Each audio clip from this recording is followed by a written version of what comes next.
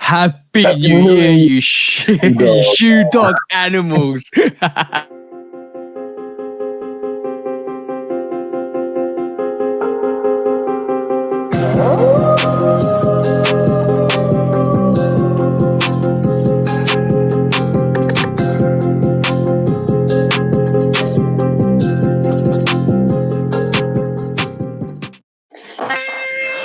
Hey, we're back. We took how much of a break? A week? Are we gonna be? Yeah, it was a week, a legit week. We needed that, didn't we, bro? Yeah, it was over the Christmas break, man. I had a whole bunch of whatever going on. So I'm recovering from illness, obviously. So, like, basically, it was needed. I think it was very definitely needed. We're back with episode 49 of the Shoe Dog podcast, and I went through a couple of the old episodes the other day. And I didn't realize we started on the 7th of January, bro. Last year, 2022. That's crazy. Yeah. We almost gonna hit a year on the Shoe Dog podcast, even though our episode's like 52 weeks. But obviously, we took a couple of breaks here and there. But we're back with another interesting episode, and because we missed about a couple of weeks. I think there's a lot of subjects we need to cover, bro. A lot of subjects. Yeah. Excuse me. I don't think we need to cover every single thing that happened over this past couple of weeks, but there's a lot of stuff that we are going to cover today that happened since we've been away. And some of it is not so nice. Some of it is very nice. Yes. But before we cover the subjects, bro, I see something in the background. No, on my shoulder, bro. Yeah, I got some new pops. No. I got a black out. Yeah, I got black Adam. Bro, you know what I'm talking about. Black Adam, yeah. I got two Black Adam. Did you watch the Black Adam movie? Yeah, I love it, bro. I need to watch it. But bro, before we cut into everything else, remember, guys, to go like, follow, subscribe, come and chat to us. Let's have a conversation. Basically, go and follow 808 Kicks ATL on his Instagram, his YouTube, his TikTok, which is the Shoe Dog Podcast. Go follow myself, Love Kid Customs, guys. Come and show some love. Come through. This show is only going to get bigger and bigger and bigger. We have loads of plans. We have loads of subjects. We have loads of interesting things that we are going to start introducing to this podcast as well. And also on top of that, I won't mention it this episode. We need to kind of get it all in order. But there's going to be something of a flip subject that we're going to do. It's going to involve a lot of stuff that we experience ourselves, but we're going to switch around to a positive, and we're going to bring it to this podcast because it's going to be absolutely awesome. Because, like, guys, we want 2023. Let's all grow. Let's all be awesome, and let's all be great, and let's all get to our destination, guys, because that's what the whole premises behind this is to make everybody awesome and everybody realize how awesome they are and keep pushing for just that progressiveness. That's what it is. For sure. Y'all gotta forgive me. I ain't. It's like 10:30 right now. I ain't go to sleep till 5:00 in the morning. It is New Year's Day. Even though y'all gonna be seeing this on the 3rd, it is New Year's Day. You kind of got off easy because your New Year's was 5 hours ahead of mine. Yeah. It is 5 hours ahead. You had a little bit of extra rest. I ain't, bro. I dragged you out of bed. Let's just put it that way. Yeah, you did. Literally. I was still in the bed when you called me, and I'm like, oh shit, it's 9:30. What the hell, bro? Right. Shout out to Retro Rick. I pulled up on his New Year's party, and shout out to my sister Q Lasha, and her whole crew too. They support the pod and my channels and stuff too. So we went in, man. We went in. And that's why I'm drinking BioLite right now. Recovery mode engaged. But for the new year, I did accomplish, thanks to you and Cam. Shout out to Cam.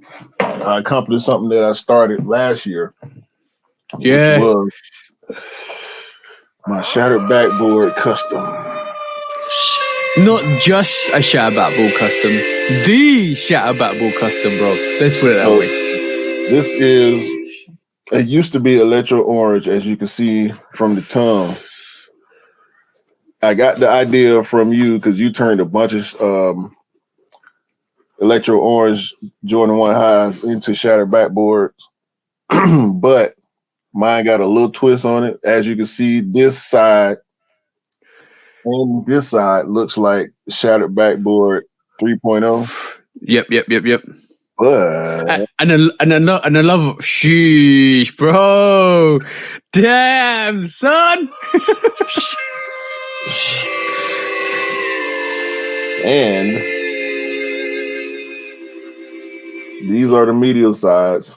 Sheesh, bro, you killed it over here. Oh, so you did the top 3 shattered backboard. You did the top 3 shattered backboard, yeah? Yeah, dope. Bro, I would hide them and make sure Nike don't seek them because they will be the custom for 20. They will be the sneaker for 2023 or 2024 if they realize that people have done that. Well, I'm the first to do it. So if anybody else has did this before me, I haven't seen. They ain't posted it. It's not on YouTube. This is the first, and this is I'm calling the Jordan 1 High OG Shattered Backboard NRG top 3 straight to the toe custom. Bro, that's a dope variation. If you love top 3s, that is definitely one for you. If you love the gold toe to NRG top 3s, that is a custom for you. That's dope. That is very, very dope. And I will not be surprised in the next, if Nike catch on to that, they will probably end up making mass production of that. I think that's the next evolution for the shat backboards, if I'm honest. Well, we just got the women's shattered backboard. So, and that was dope with the orange with the brown. Yeah. I do like that shoe. However, I didn't want to go all the way traditional when I thought of it. I really wanted to do a 3.0. So my original idea was to have the whole shoe look like this. Yeah. With the orange, which a lot of people wanted in instead of that pattern, instead of that patent leather, they wanted that to be all leather. Well, the patent leather to me, I didn't like the patent leather either. The crinkle, I didn't really mind too much because it went well with the shattered backboard story. You know, him wearing Jordan 1s, the black and orange jersey, breaking the backboard in the summer league. I understood the crinkle part, but the glossy part I didn't like. But the worst part about it to me was that monotone manila outsole midsole. So that's why I wanted to turn my electro orange into a shattered backboard 3.0. But midway through the custom, I decided to go the NRG route and do one side white, other side black. And I flipped it on the other shoe, gave it the white toe on the left shoe. So, yeah, man. I just finished these yesterday. I just put the matte finish on them yesterday. They still got a little bit of a, let's just call it a little bit of a funk, a little bit of a funk from that matte finish. I'm smelling them right now as I'm holding them in my hand. So when I finish the part, I'm going to take them back outside and let it cure some more and let that smell go away 100%. But yeah, man. And I do have, bro, so much work went into these, man. When you sent me the Wings logo, once again, shout out to you because you sent me these vinyl Wings logos. And I put those on not yesterday, day before. And once I put them on, I knew I was as close to being finished as I possibly could be. So I just went over them with fine tooth comb, did a bunch of touch ups, a bunch of cleaning, getting stains off the midsoles and all that before I put the matte finish on them. I love these, man. I really love these. I'm gonna and wait to see people's reaction to them, because if you know, you know. Yeah. If you don't, that's fine. You're just gonna look at them and maybe you'll think they weird, maybe you'll think they dope. But people that know shattered backboard is gonna wonder, like, what the hell are those? Yeah. Tell me. By the way, guys, if you're listening to this, please do come and check the YouTube podcast out to see the quality on these pairs. But one thing, bro, tell me one thing. Did you record? So I started the process about a month ago, and I did start recording, but I didn't record the end of the process. And I did get a bigger, I got a 500 something gigabyte memory card for my camera now. Yeah. That I didn't have before. I wish I had that big memory card before I started the custom, but I didn't finish it. I will do a YouTube video on them. Please do, bro. I'm not sure if I'm going to use the foot. I'm going to try to blend in some of the footage while I'm talking about you. I would definitely. That is an awesome custom, and a lot of people will need to see how magnificent that custom is, because if you guys don't know, Q was hitting me and Cam up constantly asking us questions, and this is legitimately your proper first custom that you've executed to finish. Even though you did the Denim 6s, I think still need some work. But this is the first one that you've actually executed from start to finish. Bro, tell everybody how hard it is to do a custom. No, it's very difficult. Taping is very difficult. And I got a bad quality of tape. So my tape wasn't sticking as well as I needed it to. So I had to do a bunch of touch-ups when I untaped, which was fine. As you can see, I got these two picks. One of them got white, the other one got black, the other one got orange. Lifesavers. Two picks are lifesavers. They can mimic paintbrushes quite well. Yeah, so taping all the painting I had to do, repainting after making mistakes. Like touching parts of the shoe with a brush of a different color. Yeah, man, it's not easy at all, bro. I understand now why customizers charge so much to do what you would think are simple customs. Yeah. But it's not simple, bro. It's very, very time consuming. You got to have all your equipment. Of course, you got to have your paints. And I didn't mix no paint, so we talking about just painting straight out the bottle. But if you want unique colors or perfect color matches, you got to mix paints and all that. So you put no buttercup in that then? No buttercup. No buttercup. Straight I use straight tangerine orange. I started to go with if my camera will focus. I started to go with just basic orange. But I saw this tangerine, and I thought it was a better match for what I was going for.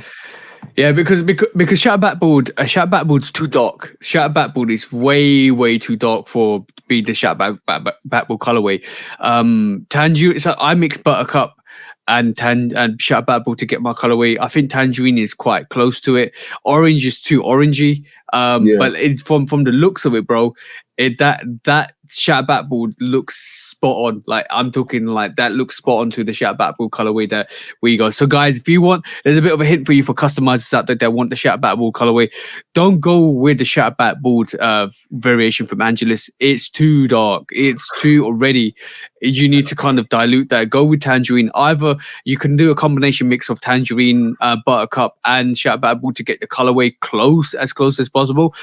But it's going to be really hard. And all the Shattered Backboard colorways are different. Like I'm talking every single colorway is different, and every single colorway is especially from the 1 to the 2 to the 3, and even the colorway for the women's exclusive starfish is different. And the thing is, that's the same with the Chicago, the bread, the reverse breads, the black toes, the everything, even the bread toes. All the red colorways are different, very, very different. Even the Lost and Founds that we came out this year, the Lost and Founds more vastly red. If you mess around with colorways and if you mess around with palettes, you know what colorway looks like, and that's more vastly red than the actual Chicago colorway.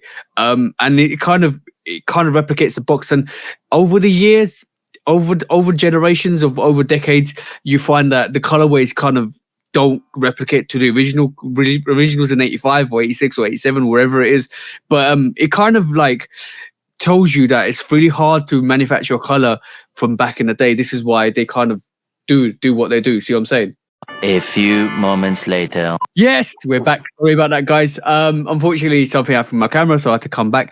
But yeah, so we're talking about, it's really hard to get the colorways that we really want in terms of just basically what the actual replication from back in the day was. I think it's really hard for Jordan Brand to replicate like the cuts, and even the cuts for like the Jordans that they used to have back in the day, and the actual colorways. So we're seeing a lot more of those colorways come back through in terms of like the threes, and even the Jordan 2 Chicago is more of a OG than the other previous Spectros as well. Yeah, even with the 85, it's different. It's a little different. I think the 85 is still a little taller than the Lost and Found. 20. Yeah. True, but true.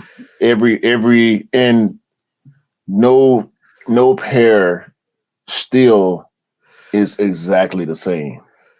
It'd be little flaws here and there with most pairs. And if you put two pairs side by side, you'll see small differences in the cuts and the paints. Even especially when they're hand painted. So sometimes we get brush strokes and whatnot. So it's long story short, it's not easy to customize.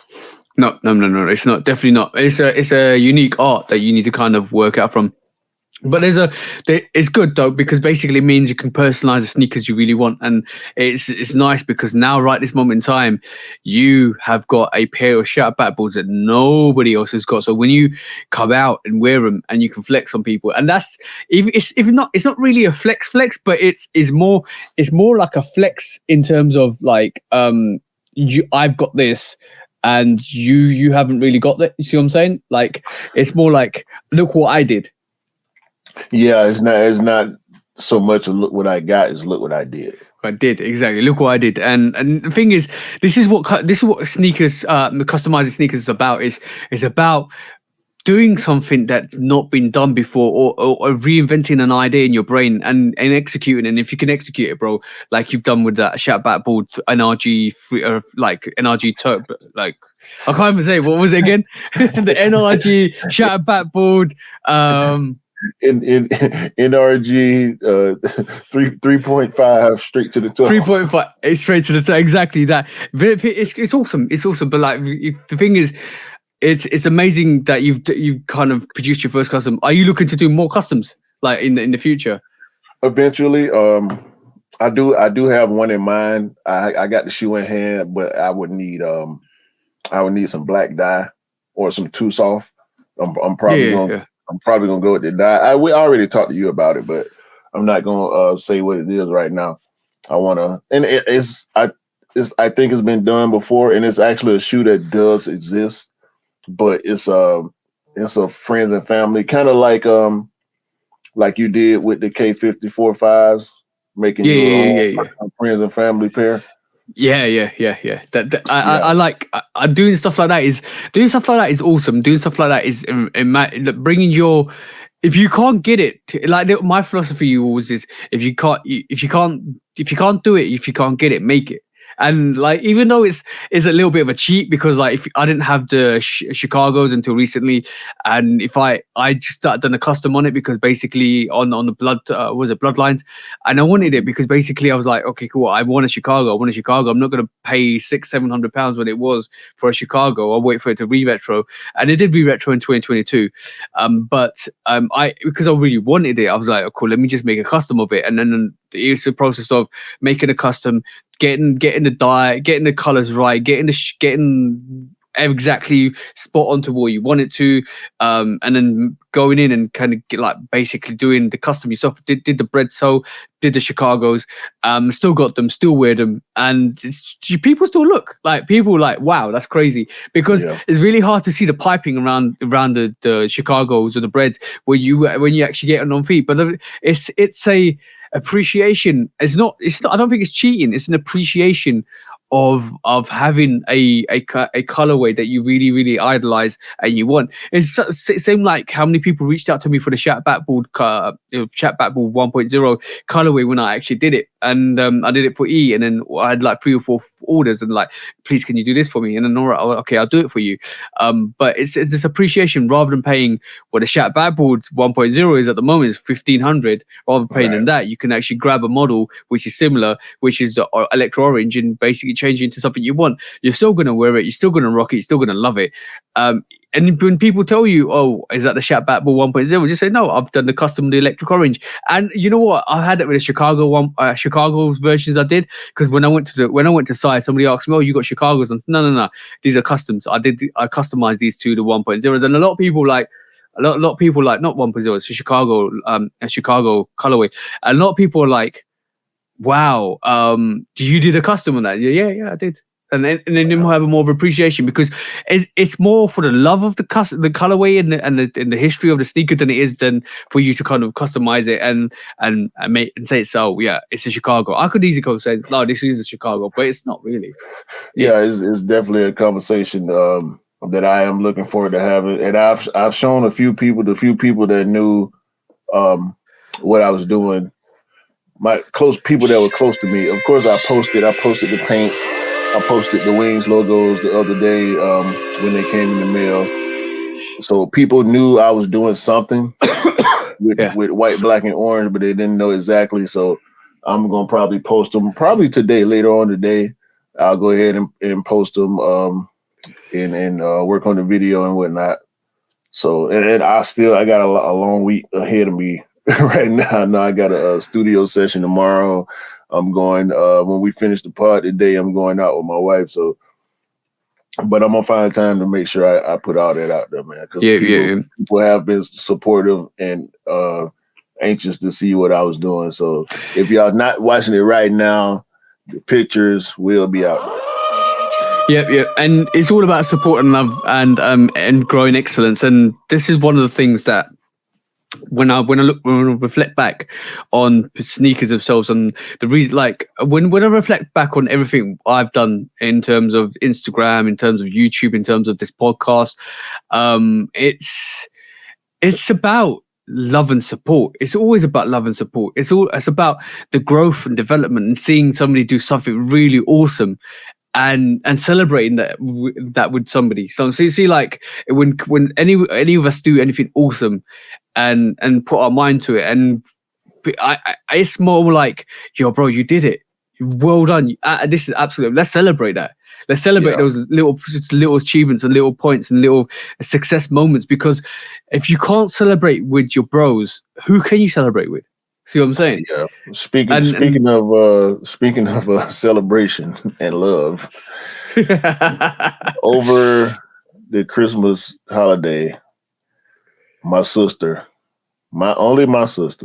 would do this to me, but I had to accept the love.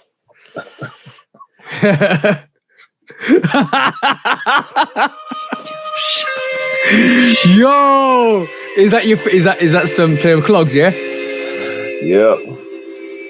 She got you a pair of clogs, yeah? Yeah. Have you been wearing them, bro?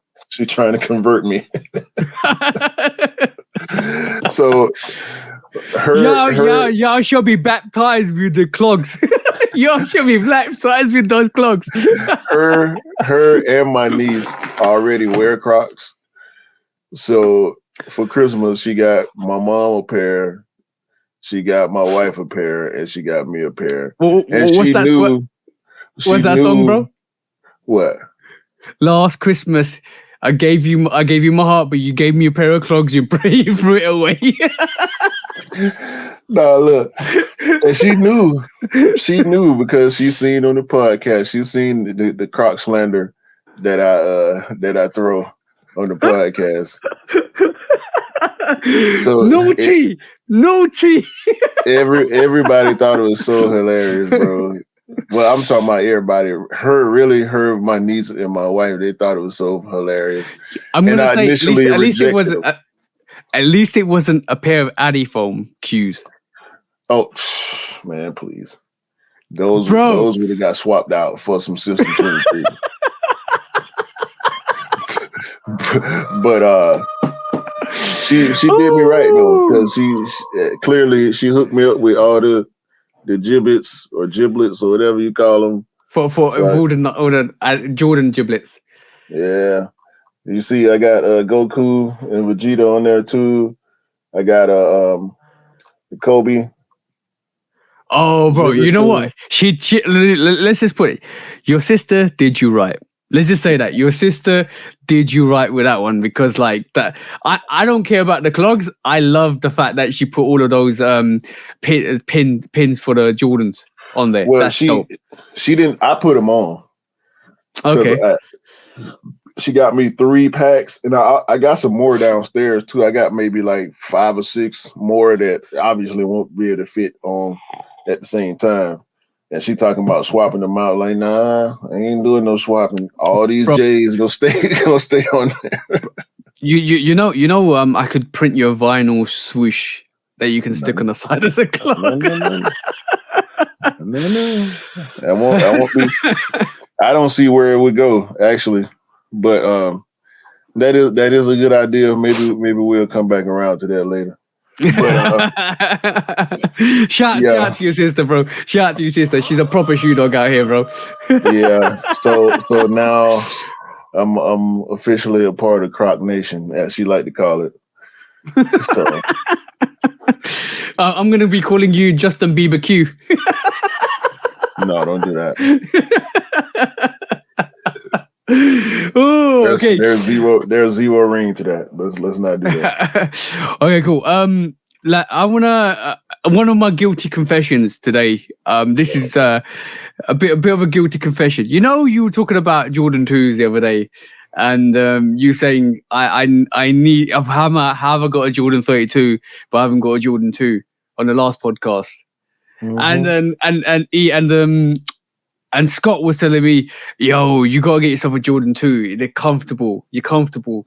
So over the process of a week, since Christmas to New Year's, I was ill. I was on my phone. I was scrolling. I was seeing loads of Jordan 2s, especially the Chicago 2.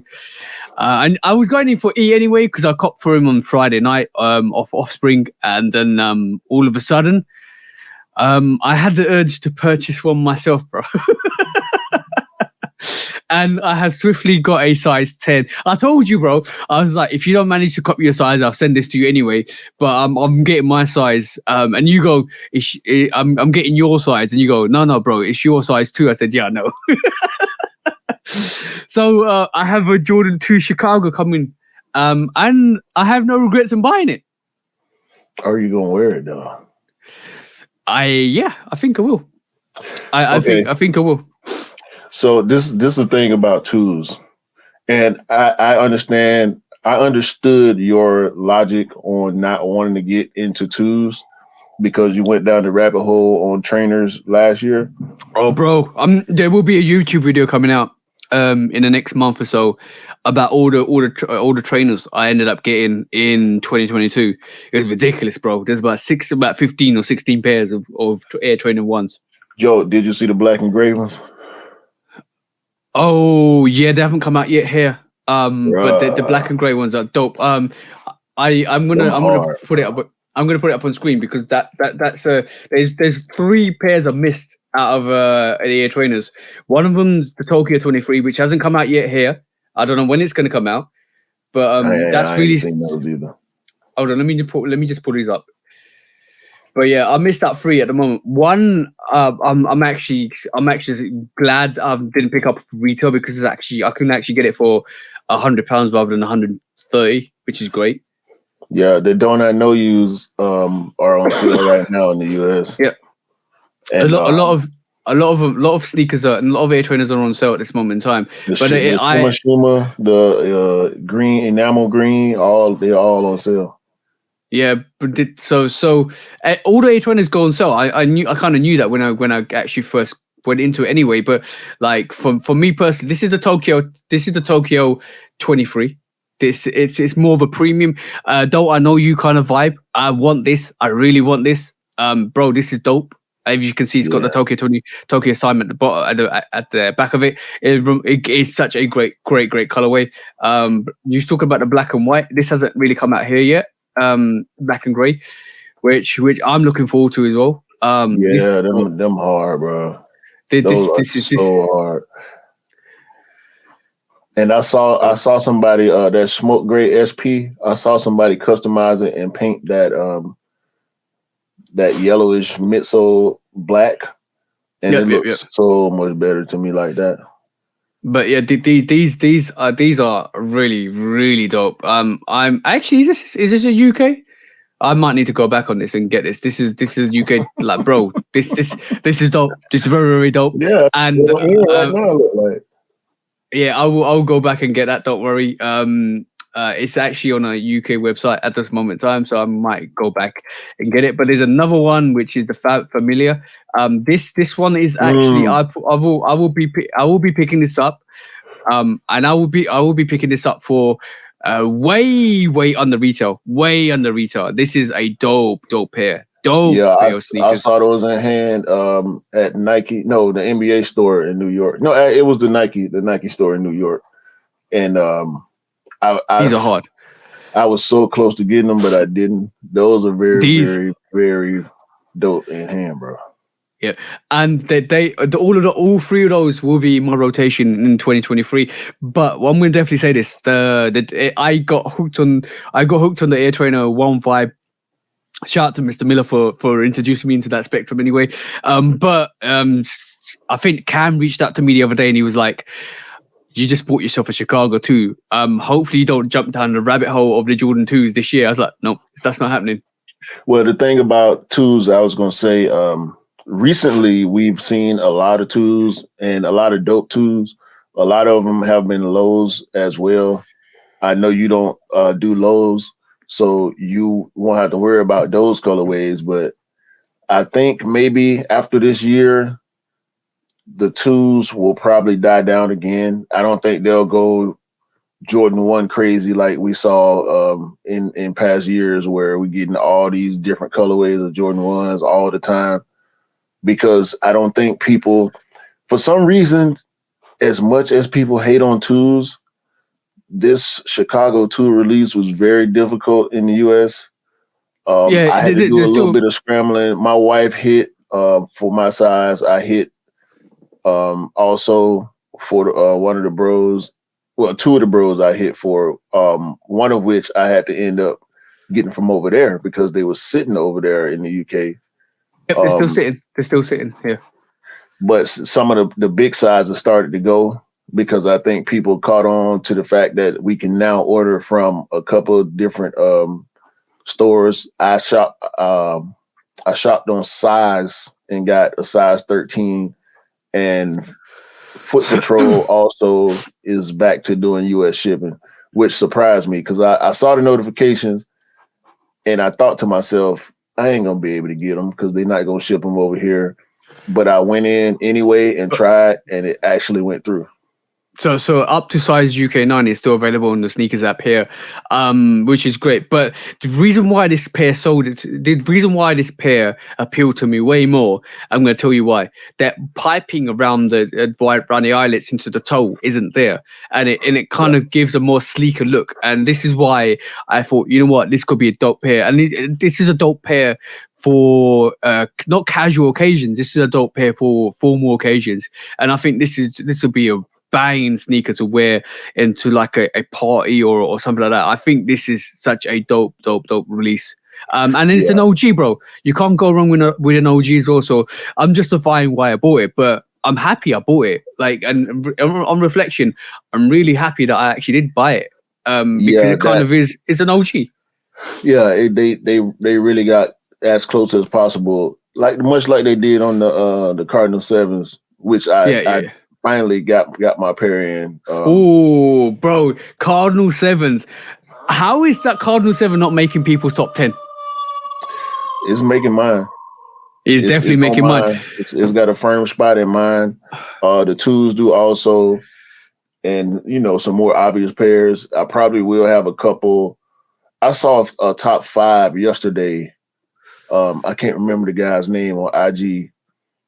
He had the Chicago ones at number 1, but his 5 through 2 were probably not on most people's top 10 and top 5 lists, and that made me smile because not everybody has the same taste, and not everybody is going with the hype train when it comes to doing the top 5, top 10 lists. Yeah, I think my top 10 is going to be really difficult for me to kind of judge because I always say OG over everything, and I think I'm going to keep it correct with OG over everything for my top 5. But like I'm talking about OGs like Jordan. I'm talking about Lost and Founds. I'm talking about Fire Red 3s. I'm talking about Cardinal 7s. I'm talking about playoff 12s. I'm talking about I even talk about even Jordan 2. If once I get it in hand, I need to kind of see how it is. Even the Jordan 2 will be up there in the top 5. But then that's already mixed up. Then I'm looking at Air Trainer 1s like the Clawfields and the Midnight Navies. They're OGs. They need to be on there. And then I'm outside of that pair. I've got the Rebillionaire, which I think is up there. For me, but personally, that's up there. It has to be up there in my top 10 because basically, number 1, I didn't get it. Number 2, that was a fucking awesome assist. Sorry, by language, but that was a crazy assist from you, bro. So that needs to be up there. Then I'm looking at Rui 8s. Then I'm looking at Khaled 5s. I'm like, how am I gonna put my top 10? It's gonna be really difficult for me to kind of sit there. I need to do an extended top 20, bro, because there's too much. Last year, 2021 was easy for me to kind of do a top 10. Yeah, it was much easier. Yeah. 2021. I mean, 2022 is hard, bro. Like there's so much. Yo, even the Jordan 13, what do you call it? Soulflies. That sneaker's ridiculous. No, just do 10, bro. Just do 10. Yeah, I know it's gonna be tough. I got my 1, 2, and 3 pretty solid, but 4 through 10 they keep jumping over each other and falling back. That like they fighting for position. So at the end of the day, I feel like even though I'm gonna put them in order, the order won't mean much. No. These just gonna be my 10 favorite pickups, just in general. My two favorite pairs from last year were assists from other people, you and Dell. My Rebillionaire is one, like when I look at it, when I look at the quality of sneakers, when I look at some of the Air Trainer quality, the shimmer quality is fantastic. Mm-hmm. The what do you call it? The Don't I Know You quality is phenomenal, and the fact that it's based on the 2 sports that Bo Jackson played in is crazy. And then when you ever look at the other pairs of sneakers, and you're like, you got the Khaled 5s. You got I didn't even get the MMA. Look, it would have been even more difficult if I had MMA Year 4 on that list, bro. Yeah, see what I'm saying? That's where the top of my list is so easy because of Chicago's, the 4s. Like I ain't got no choice but to have them right at the top. So that's what makes it so easy for me. Yeah, but by the way, shout to the bro Egot Souls. He was in Dubai over the weekend, and over the New Year weekend, he got back to East Africa before today, which is the time of recording is New Year's Day. He went out, and he didn't like the Khaled fives. Guess what he picked? He got them. He got the Crimson Bliss pair of Khaled 5s because he could not believe the quality on those Khaled 5s. Guys, if you got pairs of Khaled 5s, well done to you. If you're sleeping on those Khaled 5s, bad and shame on you guys, because I guarantee in the summertime, when you see them on people's feet, you'll be like, why did I not cop? And by that time, the price is going up. And by that time, you're like, I was a right ass. I'm talking donkey ass for not getting them. And I'm being honest with you guys. Forget the name, forget Khaled, forget who it's made from. Go and see the quality in hand and you realize how fantastic that sneaker is, how unique that sneaker is, how awesome that sneaker is, because that, to me, is a slept-on sneaker this year. One of the biggest slept-on sneakers this year, including the taxi ones. I think there was a lot of pairs. A lot of people ended up getting pairs that they wanted. A lot of people slept. Even the Mason Chateau Rogue 2, that was another sneaker that was slept on, bro. Like, there's so many heaters out there at this moment in time that are going on sale. If you can get yourself a sale pair, like I'm talking a pair that's gone on sale, go and get it. If you love it, like it's good that we've seen pairs go on sale, 100% good. But yeah, Khaled 5s, amazing sneaker, bro, amazing sneaker. Yeah, man. I mean, I don't even want to talk about it. Let's go ahead and get into the quick strikes. We almost 40 minutes in. First up on quick strikes, Nike ain't done yet. McDowell, bro. I'm gonna say Nike need to give a pass on this, bro. This is what do you call it? Not Trading Places. This is Coming to America vibes. You could just leave it. Let's let it happen. Just let it happen. It's not. I don't see any relation to the movie. Yeah. But clearly, another knockoff. We know about Kai. We know about Lil Nar and everybody else that caught lawsuits last year from Nike on me and all that. McDowell's cease and desist, and they decided they're about to discount everything they got left and get them out of there because they don't want to play with Nike. So, yeah, they're getting them out of there. B grades and all, they're getting them out of there. It would have been better if that swoosh was fries and a Big Mac.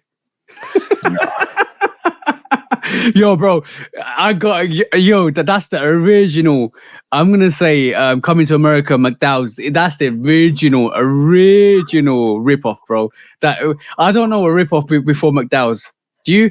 And the way they played on it on the movie was so funny. McDonald's and McDowell's. McDonald's do a Big Mac. McDowell's do the McDowell burger. Yeah, the Big Mick. Oh, the Big Mick. That's the one, bro. Mm-hmm. I love that movie. That's a Christmas movie, bro. Coming to America. Trading Places and Coming to America are Christmas movies. Like, it's Christmas when you have a couple of movies come on. Home Alone, Die Hard, and Trading Places or Coming to America. Those movies, Christmas is here. And Die Hard is definitely a Christmas movie. 100%. One of the best Christmas movies out there, Die Hard. Like, it's got adventure, got the thrill. Everything about that movie is so good.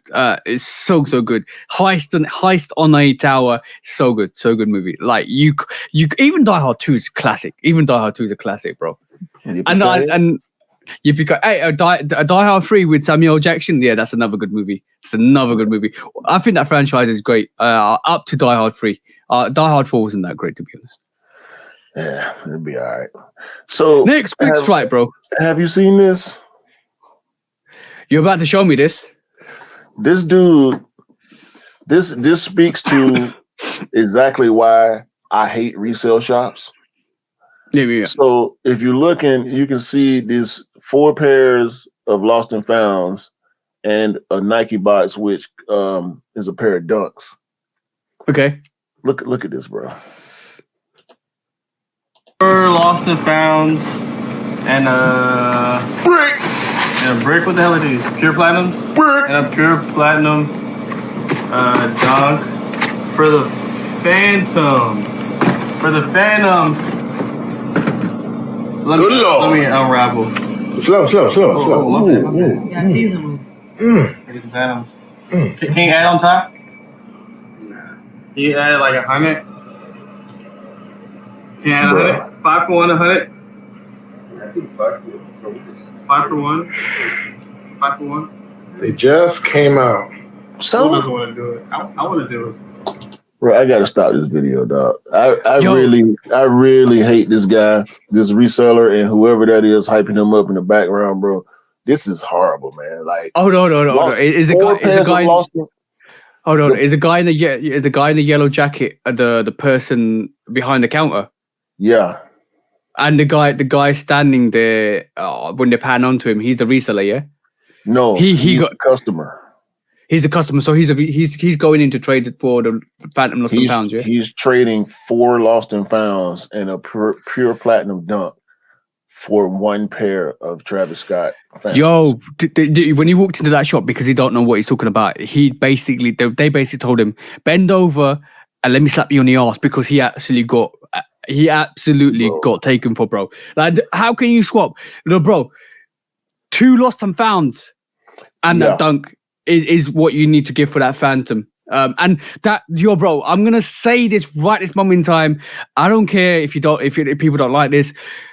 Those Lost and Founds, not Lost and Found. Those Travis Scott Black Phantoms are a pair of Plimsolls on your feet. They are grade school sneakers that they've been issued and been hyped up. They are not worth the materials they're made on. They ain't worth the money that people charging for them. No, I mean it really pisses me off, bro. It pisses me off so bad. And look, the guy. Look at this. Just look at his face right here.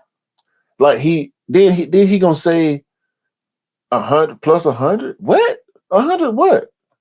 100 slaps across your stupid face? Like, come on, right? What? Okay, cool. The devaluing that goes on in these resale shops, and this happened to me several times. I had pairs that I was gonna get rid of, and I just wanted retail back, brand new in the box, some with receipts, unworn. I mean, you could do the Fat Joe lick the bottom of these shoes, bro. Like I ain't even do an on foot on them on reviews, and I'm talking about Jordan 1s, brand new. And walk in the shop with a dude telling me he give me $100 a piece. No, you won't. I'm gonna put my shoes back in my car. I'm gonna say one thing. Exactly. I'm gonna say one thing with this whole trade. Let me just give you the figures, right? The Lost and Founds are in I'll give you the figures in pounds, dollars, sterling, not dollars, pounds sterling, right? The Lost and Founds valuation is 350 to 400 each pair, right? At this moment in time, right? So let's just take 350 and 350 is 700, right? 700 to 2 pairs of Lost and Founds, right? The Black Phantoms are going for 600. 2 pairs are worth more than 1 Black Phantom. So how are you doing that trade? How are you doing that? If you got any intelligence up there, how are you doing a trade on a resale shop, right? And you're going to take in 4 of your Lost and Founds and 1 dunk, right? Or what was it? What 1 dunk, yeah? And you're basically they're telling you to put another £100 on. I would be throwing fists, bro. That's not a trade. He didn't put the 100 over. However, that's not a trade, bro. That is fair, though. It's not fair. That you're losing. You need to get 2 Black Phantoms for that. Now, see what I understand the business of resale is about making a profit, right? And just business in general. Anybody that's selling a product, you buy it for 1 and you sell it for 2. Yep. Because you have to pay for all the stocking and shipping and all that type of stuff, right? That's just business. Nobody is in business not to make money. Yeah. However, the devaluation of a lot of these resellers, bro, you can walk in a shop with a shoe that they have already in stock, and they will lowball you as much as they can in order to increase their profit. They will buy a shoe from you for $100. It's worth $200, but they're gonna sell it for $300. You get what I'm saying? Yep. Because they wouldn't look. The thing is, advise my bit of advice for anybody is when you go into these resale shops. Like, I'm going to tell you my little story for these resale shops. When StockX, when the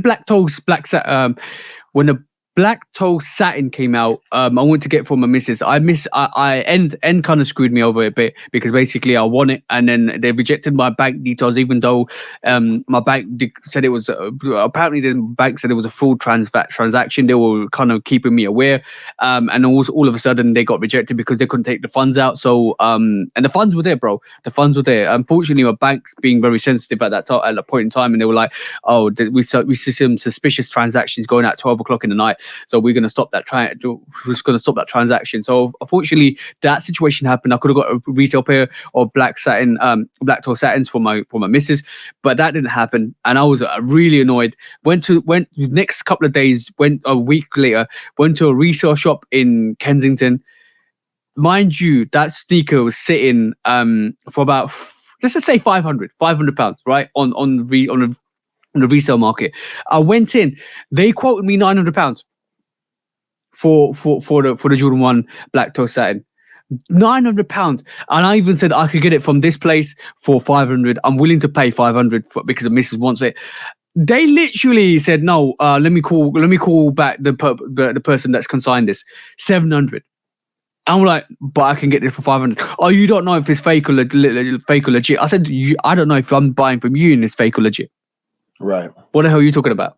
And then he goes, "Oh, give me 1 minute." I walked out the shop. I'm not gonna sit here and let somebody take the piss out of me like that. That is you telling me as a sneakerhead, telling me a bunch of lies. That's what they do, bro. That's what they do. They hype up and they lowball. That's their game, to hype any and everything. And to the contrary of what I'm saying, to this guy that's selling or trading these shoes for this Travis, as soon as he goes to pull out that dunk, you can hear the guy that's holding the camera go, "Brick." What do you mean? It's a pure platinum dunk. That's not a brick, bro. No, exactly. Like, that shoe is probably over 200 and it retailed for 100. Like, what are you talking about?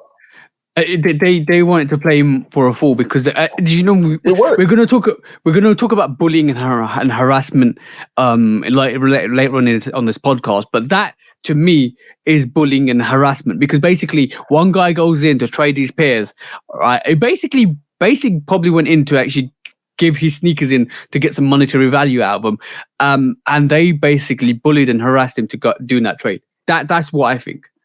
That's a sad situation, bro. And that really pissed me off, bro.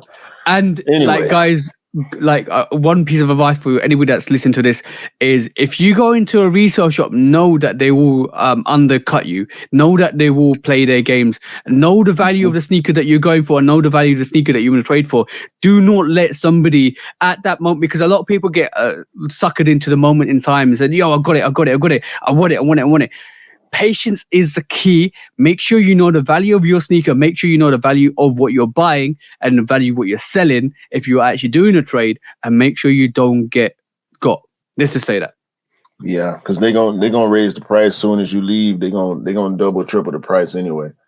Yeah, exactly. I just hate that. Next up, Adidas did something right this time, bro. Oh, so you're basically saying they did something right? Yeah, I'm trying to figure out why it took them so long to do this. Oh, what have they done? What have they done right today, bro? In this new year, maybe this is a new chapter. 2023 is a new chapter for Adidas moving forward. I mean, hopefully, because they've been doing pretty bad lately. But Adi Foam Superstar. They should have been did this, dog. I don't know why. Ooh, bro, those look hard, bro. Yeah, I don't know why they just not doing this. Like, it's one of y'all's number one sellers is the Superstar, the shell toe, and they've been doing foams for a while, and they just not doing foam shell toes. I don't understand why. That actually looks dope. I'm no word of a lie. I will still not wear that outside. This is a home comfort sneaker. Obviously it's supposed to be for you leisurely inside and stuff like that. You can go to the shops with that, I reckon. But that's a dope concept that they did something right. They've actually used that Adilite kind of foaming system. See where the back of the sneaker is. It looks like it's kind of graded through, like almost like a Minecraft look to it. But they've done something. That's dope. That's actually really dope. Shout out to Adidas for doing that. Yeah, man. I was surprised when I saw it, but I was pleasantly surprised. And I'm not going to go for a pair, but I really like this for them. I'm glad they did this, and hopefully this will bring something, some type of relevance back to them. Because, and I don't know how much people gonna go for these. I mean, I see in the comments, people talking crazy, but that's just internet comments. There's gonna always be some crazy talk. But if I was into Adidas, I would definitely be going in for a pair of these.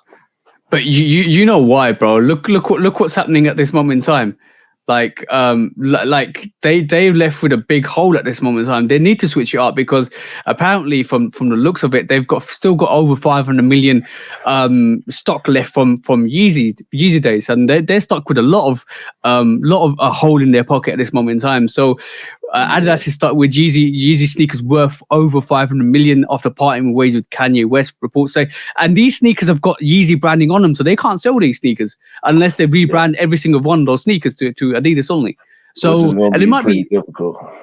But probably will be difficult, but it's not undoable. But it's going to add to the value of the sneaker eventually, because all of a sudden you have to remove all that insole, you have to remove all that Yeezy branding on it, and kind of bring it back to the market and we kind of issue it. I kind of see why they're kind of moving. Maybe they'll phase out the Yeezy brand eventually by bringing in new brands like they've done with Superstar or other features, other models. I want to see more. I'm going to be really biased. I want to see more unique Adidas models, like the ZX versions come out with a bit more creativeness, a bit more style. I want to see Sean Weatherspoon do a bit more on those traditional models, convert them to the vegan range and kind of bring them in.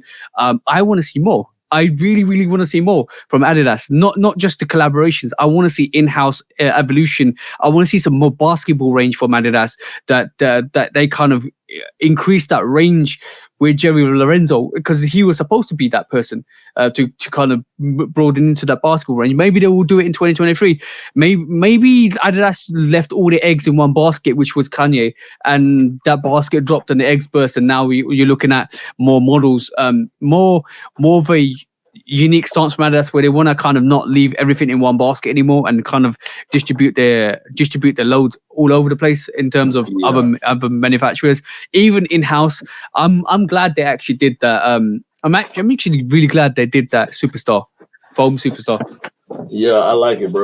I mean, you know how I feel about Adidas. I think everybody at this point that watches us knows I'm not an Adidas guy, but I gotta open my window.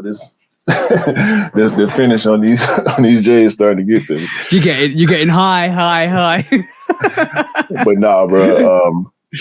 Yeah, I was pleasantly surprised about that for them. So yep. It's good. It's good to see. I don't like.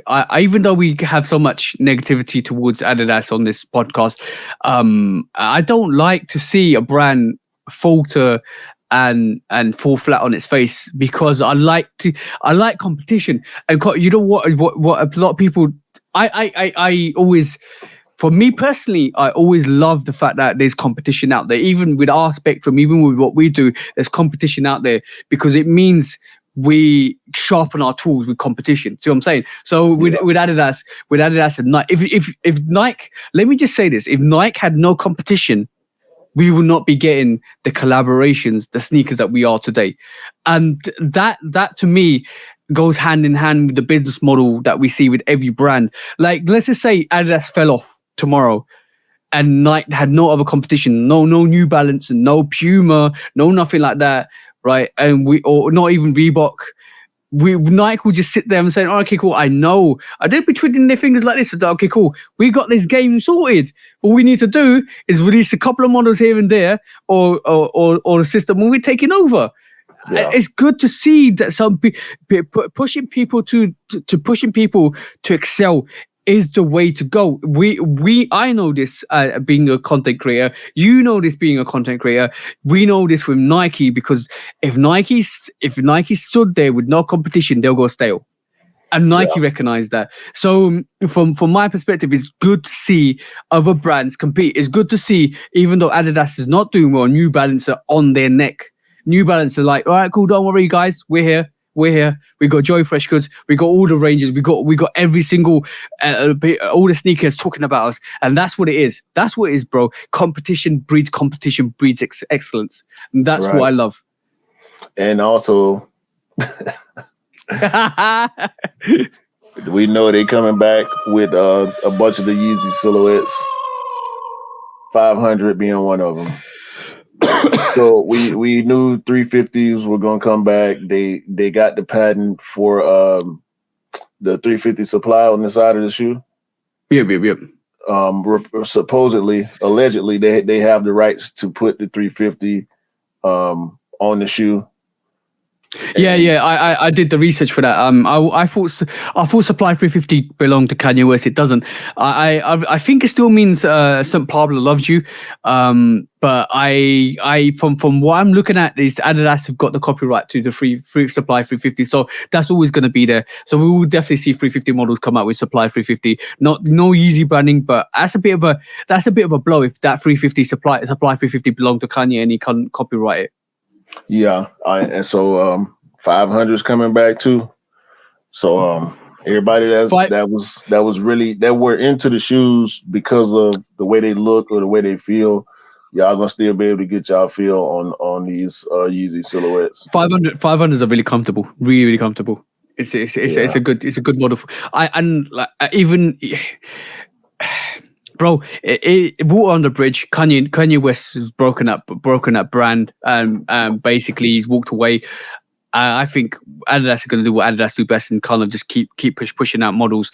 Whether they will sell, that's another matter. Whether they will stay in the community, or whether they will get oversaturated, that's another matter. But like, I still feel that if they own the trademark, if they own the intellectual property, they should just do what they want. To be honest, that's basically the be an end all. We can talk about this for ages, but it is what it is, bro. Yeah, you got some quick strikes. That's all I have for quick strikes. Quick strike wise, we have we just talked about custom. We talked about the reselling Adidas from Adidas 500. Okay, next up on this quick strike is some rumors that we're seeing this year, and some of the interesting rumors that we're seeing this year is one on that spectrum. If I can find it, okay, cool. I want to get before we talk about this. I want to talk about your thoughts on this sneaker, bro. It's Fat Joe actually showcased this sneaker. This is the Rubik's Cube Jordan 1. Yeah, I don't like those.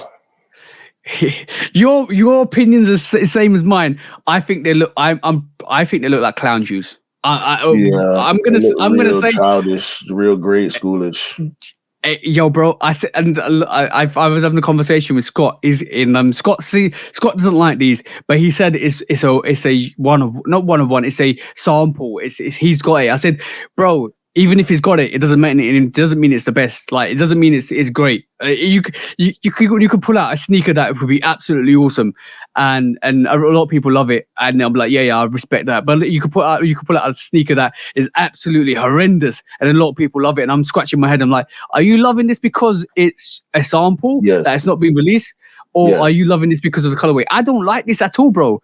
This is very childish. People like these sort of things because of the exclusivity and the rarity.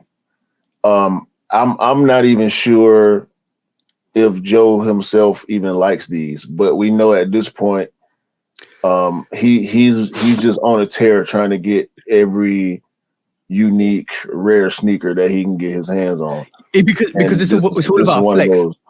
It's all about the flex. Yeah. And you know Fat Joe and me are trying to do that, but I think I had a conversation with obviously Scott again, and my thoughts on this was they're trying to do a battle show, and they're trying to bring it to the mainstream audience, so sneaker battles. I believe that's what the whole agenda of this at the moment is now. They're trying to open up the avenue for sneaker battles on like some program like MTV and stuff like that. I think they're trying to maneuver that at this moment in time, and this is from when you saw somebody call out Fat Joe or somebody call out Fat Joe and Mir, they came out with this stance. I believe in 2023 we'll be seeing a sneaker battle show, maybe full time, midsummer and full time next year. But they are maneuvering that show. Trust me, I'm saying this. There's always a reason behind everything. Yeah, these are ugly to me. I don't care for them at all. Yeah. And by the way, next quick strike. These aren't ugly, bro. Apparently, in 2024, we're gonna see the Royals come back with a reimagination. And from what I'm hearing at this moment in time, it's not going to be aged out. It's not going to be aged out or patent or patent leather. It's going to be something different. So I look forward to seeing what the samples look like for this. Cam reckons it might be suede. I'm still down for a suede pair. The Royals definitely looks like it's going to be a sneaker for 2024. What do you feel about these, bro? I'm gonna hold my thoughts until we start seeing some pictures. It's way too early for me to even begin to be excited about this because I got so much stuff I'm excited about for this year. I don't even want to have to think about this, bro. I can't find the images for I might be lying because apparently there is a rumor that I can't find a link to this. Apparently there's a rumor that in 2023 we might get the black toe. Yeah, I saw that. And it's supposedly reimagined also with crackle leather and sail midsole and all that.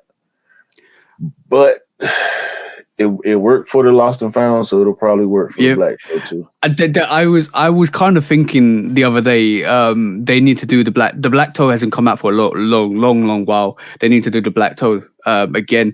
And I was thinking that when was I thinking that October November time. I was like thinking the black toe is not I haven't seen the black toe variation for ages. We've been hinted the Chicago colorway for quite a while over the last year, 2-3 years, different variations coming out different.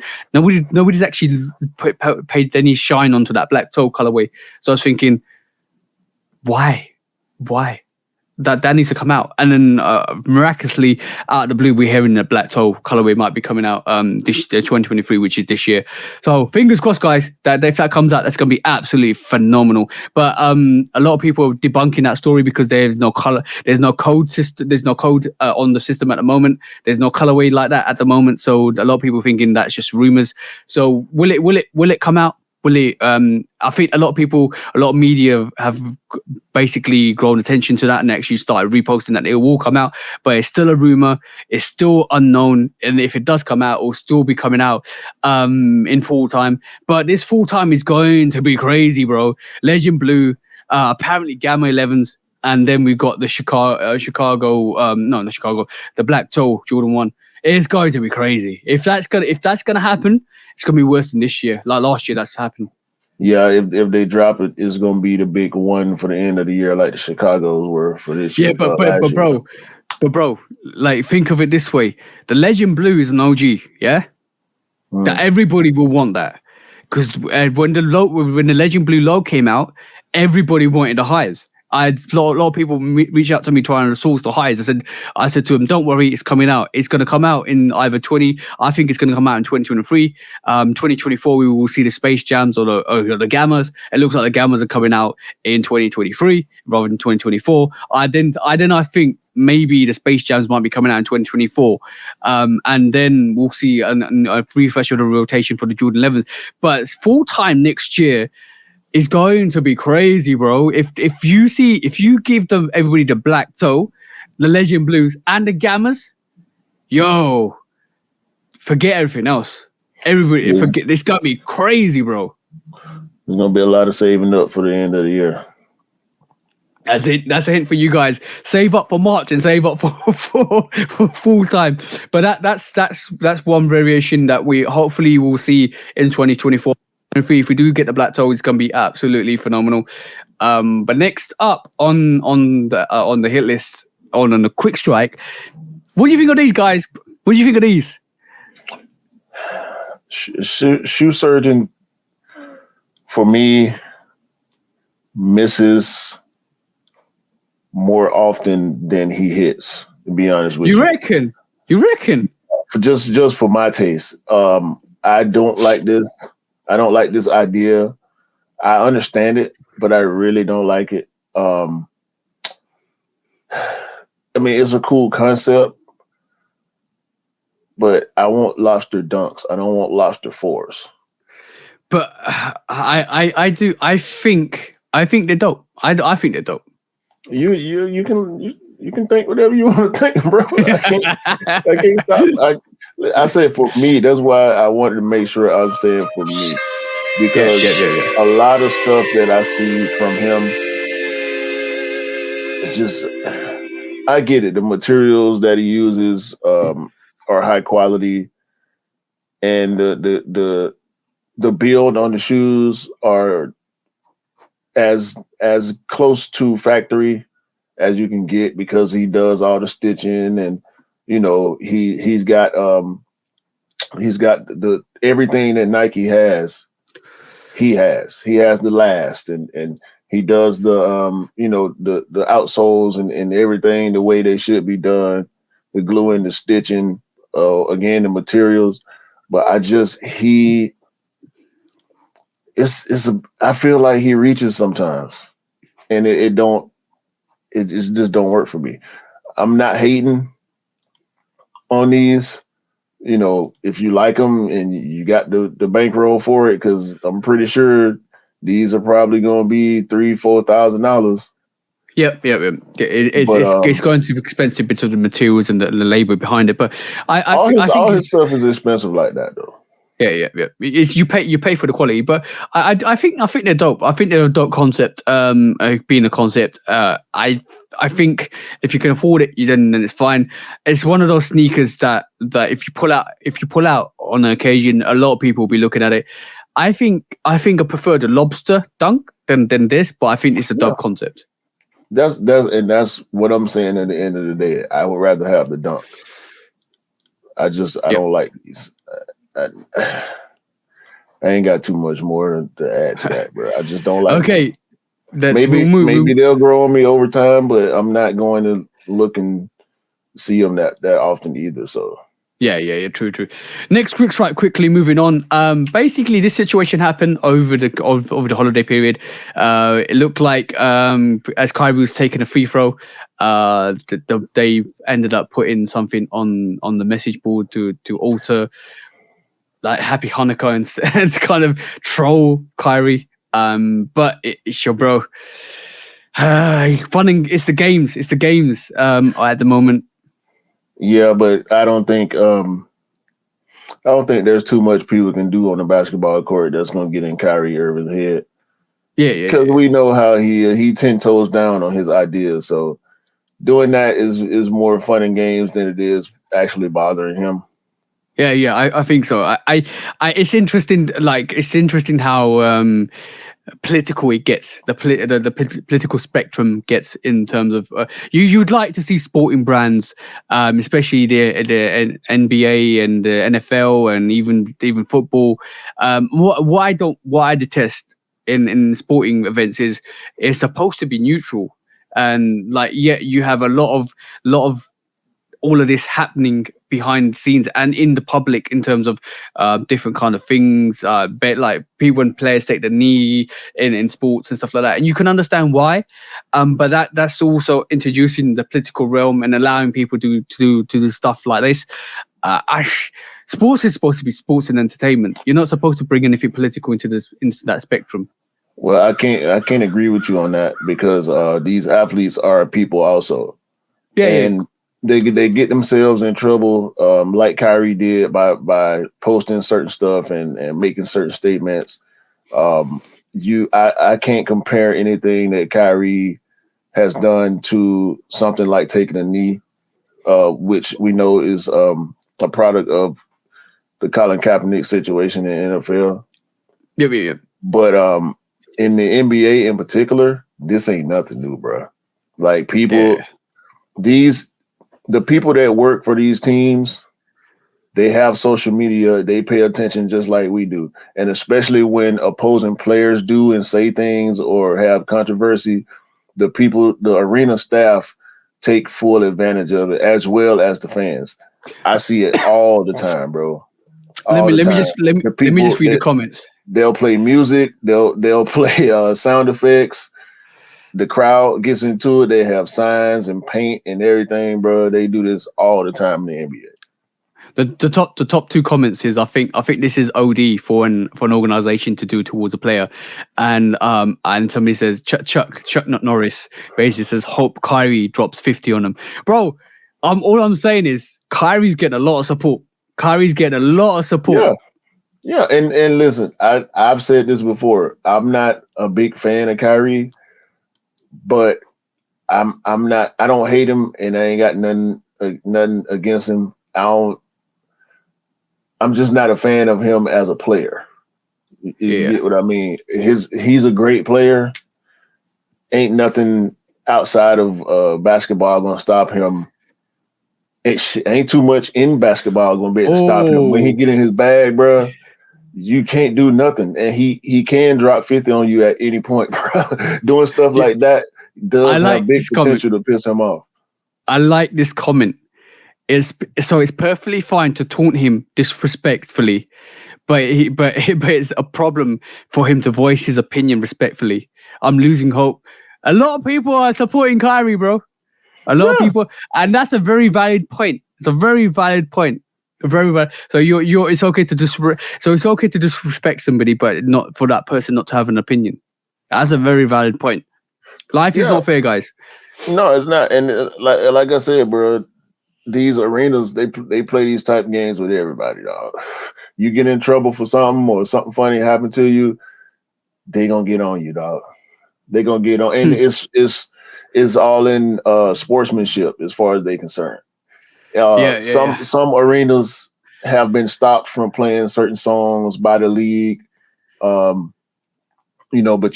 fans get kicked out for saying certain stuff. They get banned from arenas and whatnot. So this type of stuff is not going to stop, but is not exclusive to Kyrie Irving. Oh, bro, like I'm just reading these comments. Like another valid comment. This shows signs of ignorance because of people's belief. I thought this country was a home of the free, but I guess not, bro. I'm just saying, Kyrie just opened Pandora's box. I'm just saying that. Let's just leave it at that and move on swiftly because, that ain't nothing new. Colin Kaepernick. Anyway, we can move on, bro. Move on, bro. You about to get me in a whole nother way. No worries. I'm not intending to Colin Kaepernick lost his career for making a political stance. Yep.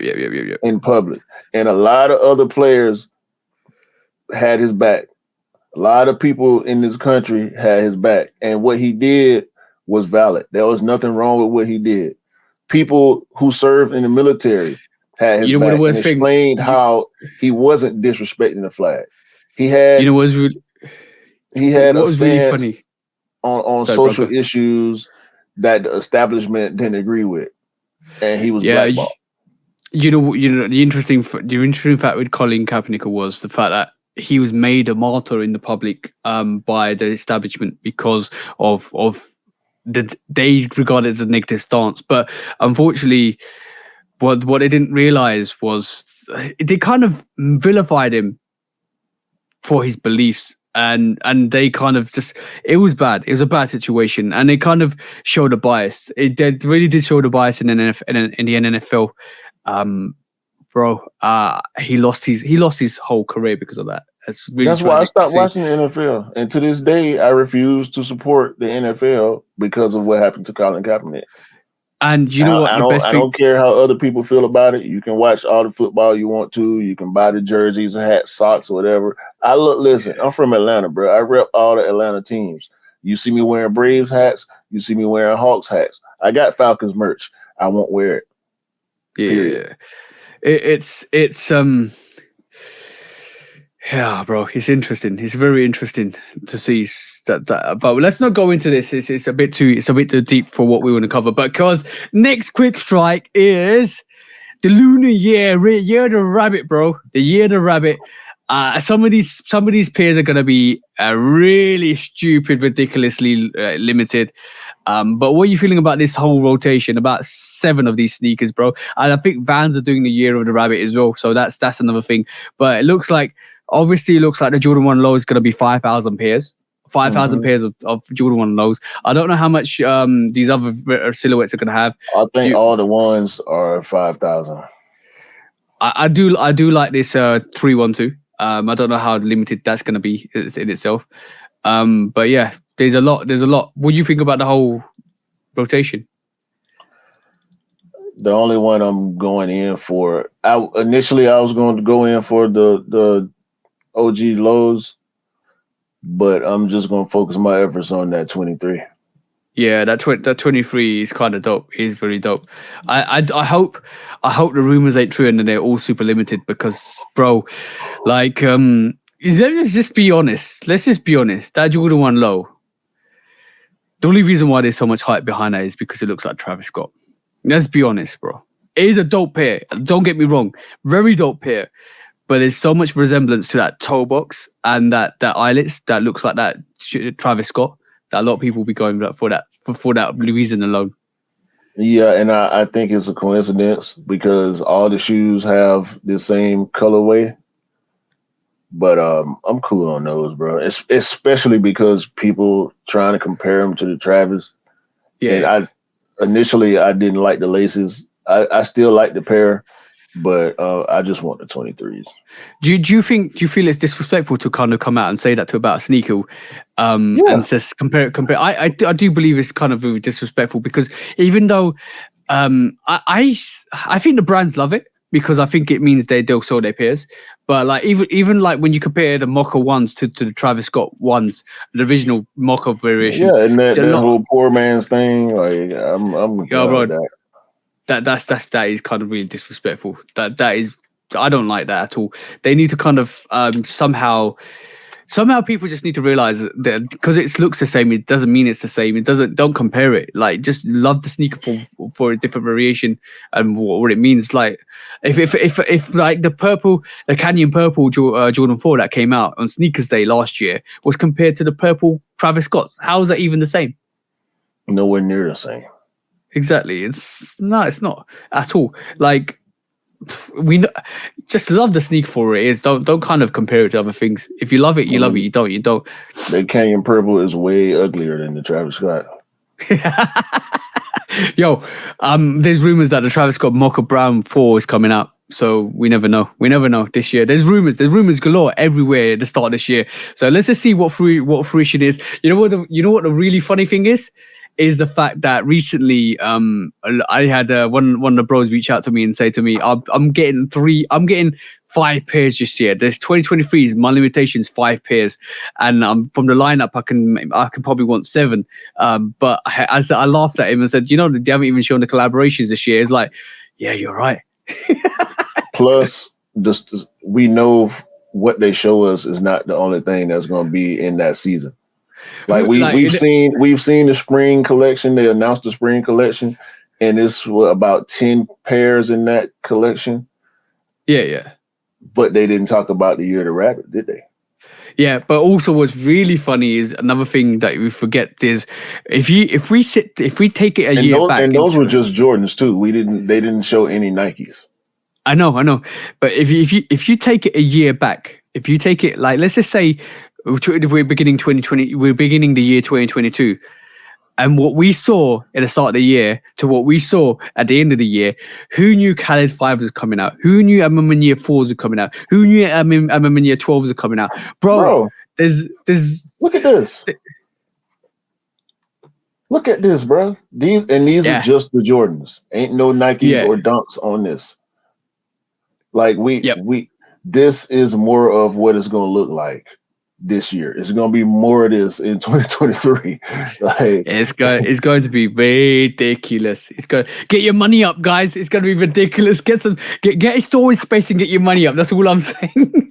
Yeah, bro. It's gonna be more of the same, and they're gonna sprinkle stuff in here and there, stuff that they're not gonna announce. We're gonna see it maybe a week or two before it actually come out.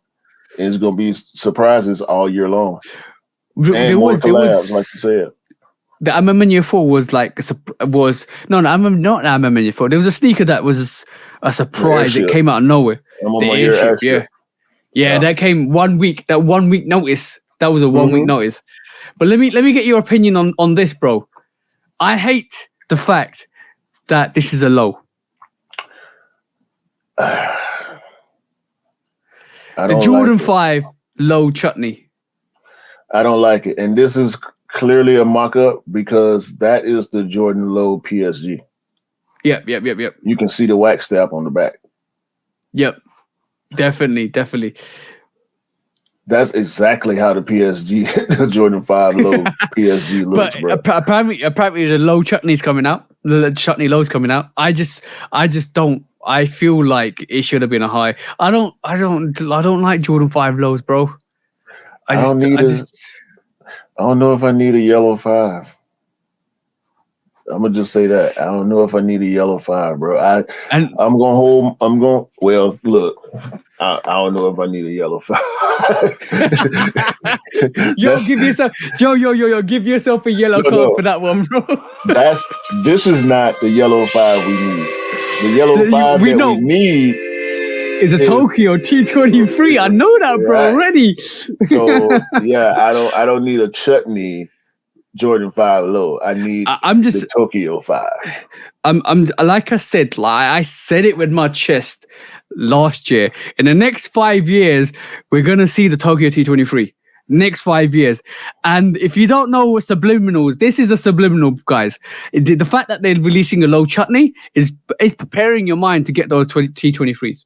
Hands down. I'm saying this. The Michigans came out. The What the Fives came out. When the What the Five came out, it gave us all hope that they were going to release a variation of the Tokyo T23. Yeah, it gave us all hope. Logo. Exactly. They gave us hope when they released the Lightning 4s. They gave us hope when they released the Raging Bull 5s. They're giving us hope with this Chutney 5 low. Trust me when I say this. Next 5 years, we are definitely getting the Tokyo T23 Jordan 5. It's coming. It's coming. Right. I hope you're right. It's coming, bro. It's coming, bro. Whenever I said something with my full heart, and it's not been true. I believe it so much. Next 5 years, we're gonna see it. I truly believe it'll be one of the sneakers of the year. 100%, bro. Yeah, definitely. It'll be top 10 when it drops. Bro, it'll probably happen similar to the Raging Bulls and the Lightning 4s too. They'll be super, super hyped. Their release will be pretty difficult, and then people gonna forget about them. Yeah, but that's the Lightning 4s. Look, bro, we're getting the Lightning 4s, and now we're getting the Thunder 4s this year. I know you don't have an affinity for the Thunder 4s as much as the Lightnings, but I see. Oh, this is the time. This is the year of the old retros. The next 5 years is the year of the old retros. We're going to see a lot of stuff that we saw in the early 2000s and the early 2010s come out this year because it's going to recycle. This is why I believe that the Space Jams are only a matter of time. We'll see them by 2024, I reckon, or even pushing 2025. We're going to see a lot of different sneakers. When did the Space Jams come out? 2016. It's time. It's a retro. It's time. I need the black 3M Raging Bull. Yeah. Yeah. We will definitely see a lot of old variations, a lot of old silhouettes come out. And so We got buy your time, guys. DMP6s. Like Yep. all the pack shoes are coming back as individuals. So it's not hard to guess that a lot of these rare pack shoes that we saw in the past are gonna come back around eventually. They just need to go on and do it. So, bro, bring up the fives. Bring up what the fives on screen right this moment in time. You want to see that? Yeah, I know that we're definitely gonna see that, but bring out the other side. We already see the Raging Bull. We already seen the green. We already seen the green bean come out as well, because the green bean is associated with this sneaker. This what the 5 is one of the best retros to come out, and an indication of what Jordan Brand are going to do in the next 10 years. Because to me, that sneaker symbolizes every single sneaker, Jordan 5, that's going to come out in the next 10 years. We've already seen a couple of them come out. We've already seen the Raging Bull. We've already seen the Green Bean. There will be way more pairs come out from that range. And this sneaker gives us hope that there's going to be more light at the end of the tunnel for Jordan 5, guys, because we are going to see the Beijing 5s. We are going to see a lot of those sneakers come out again, because they've just hinted this. And if you don't believe the subliminals, believe it, guys, because we will see the olive pairs. This What the 5 is the best 5s outside the OGs that they put on that sneaker. And there was a subliminal to you guys to let you know these are coming out. Don't worry, guys. That's my true belief on that. And it was their way of saying, don't worry, these are coming out. What came out straight after that? What the 5? The Raging Bull 5s. Yeah. So, bro, I'm telling you, if that shoe is an indication of what we're going to see in the next 10 years. I can't disagree with you, especially with you giving it such a big window. I can't disagree with that. Yeah, but next up on the hit list, if I can remember where I am, because I got really drawn away with that. Next on the hit list is some of this, bro. Some AI technology. I want to get your opinion on this, because I think some of these concepts are good. So this is the, I can't even say that, Jaqueem's Nike concept shows the possibility with AI generated designs. I think some of these designs are kind of cool. I'm sick of this, dog. What do you mean you're sick of this? I'm sick of this AI everything. Like, yo, bro, you can't admit that almost Air Force looking sneaker is dope. No, it's not dope. I think it's dope. The curvatures and designs on it is dope. That looks like an UGG. That looks like a Flyknit. That's the best looking one, but it's a whole sock too. Like, come on, bro. I'm sick of this, dog. I'm sick of this. They did it with clothes too. I like the clock. I do like. You know what? I'm going to be really honest with you, right? Most of these models are more driven to the effeminate side. So if you love like women's exclusive sneakers, I think this is more based on women's exclusive, especially the clothing merch. The clothing merch itself reminds me more and more of like the bags and the designs for that reminds me more of the ranges that female sneakerheads will get, and I think it's great from that angle. But yeah, bro, it seems like this is a thing. Definitely seems like this is a thing that they're trying to push in the next couple of years. I can't do it, bro. I can't do it. Really? No, I'm sick of it, bro. What happened to people designing and being creative, bro? Like, we leaning too much on this technology, bro. I'm not with it, bro. And a lot of this stuff don't look good to me, man. Just nah. You know what? If it means, as I said, competition breeds competition. If it means that the AI technology is advancing design, and it means that people have to pick up their game and kind of come with it at different angles, I think this is a good thing. I definitely think it's a good thing. But if it means that AI is going to do all the design work, then it takes a lot out of designers that have put their graft in to actually get to the positions they have.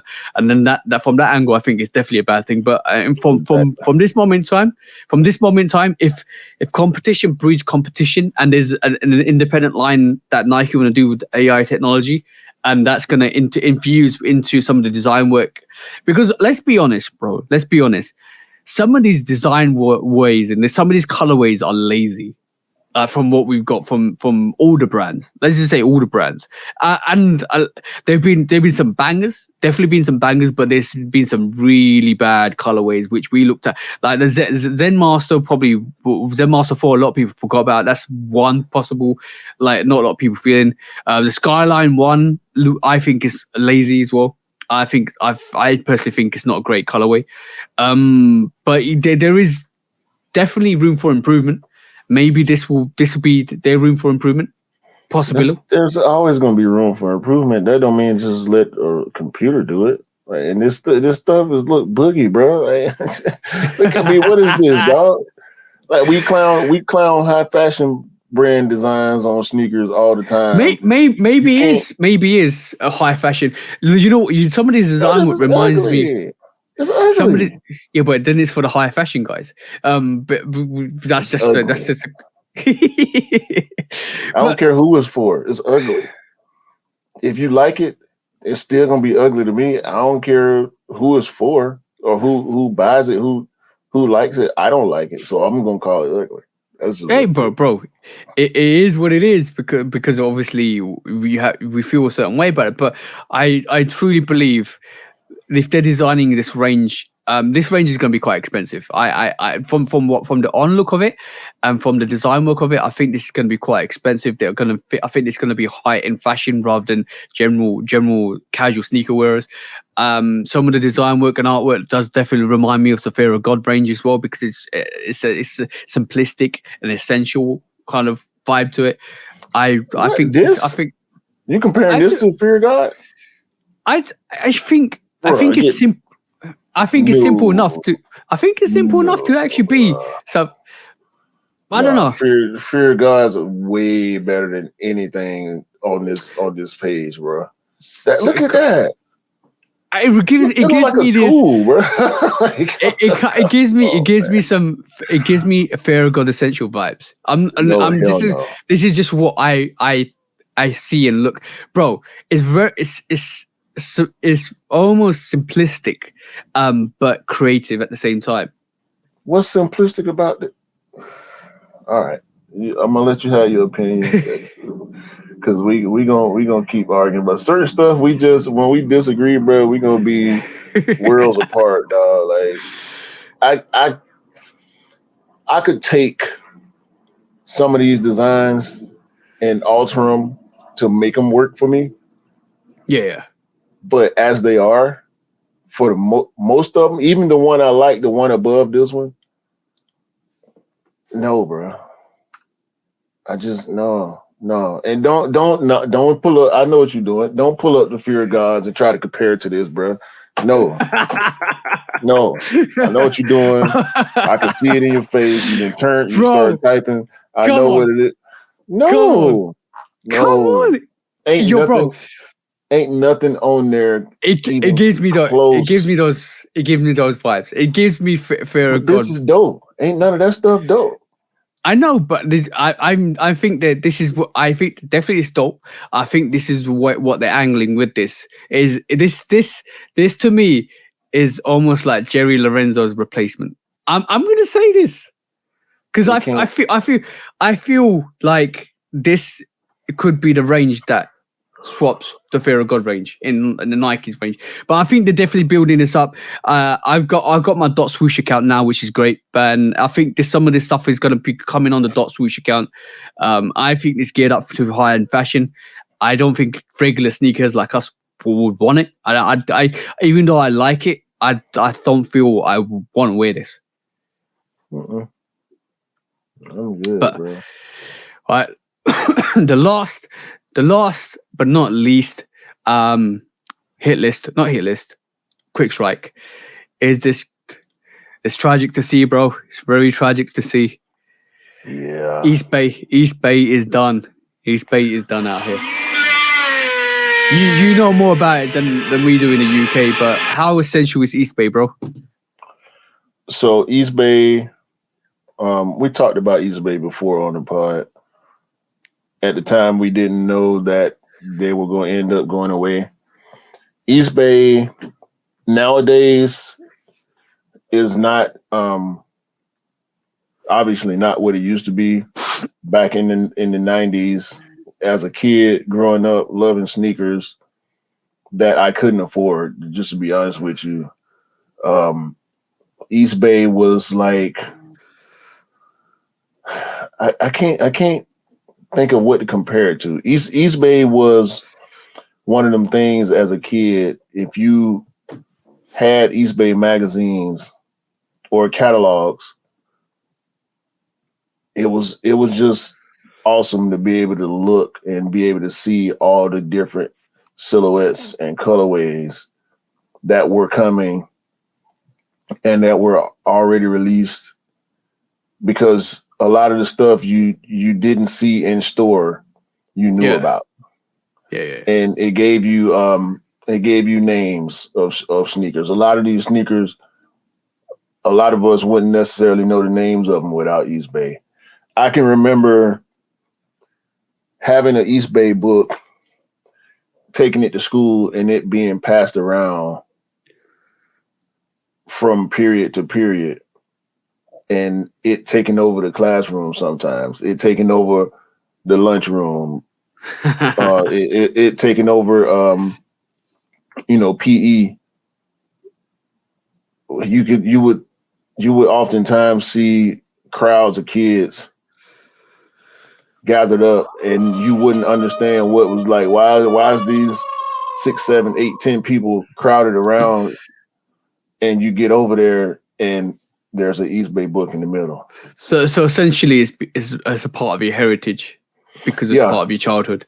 Shit, that's sad. That's really sad. Like, what was the downfall for East Bay? East Bay was online only. You could still order from East Bay. I had a subscription to East Bay. I got some of the newer East Bay books right now, but they aren't the same because of the internet, because you can go online and see everything. You can go online and order everything on your phone. So there was really no need for East Bay necessarily. As far as team sports is concerned, East Bay was still a necessity, but I think other brands and companies have gotten into that space, and especially because there's so much freedom now with gear when it comes to team sports.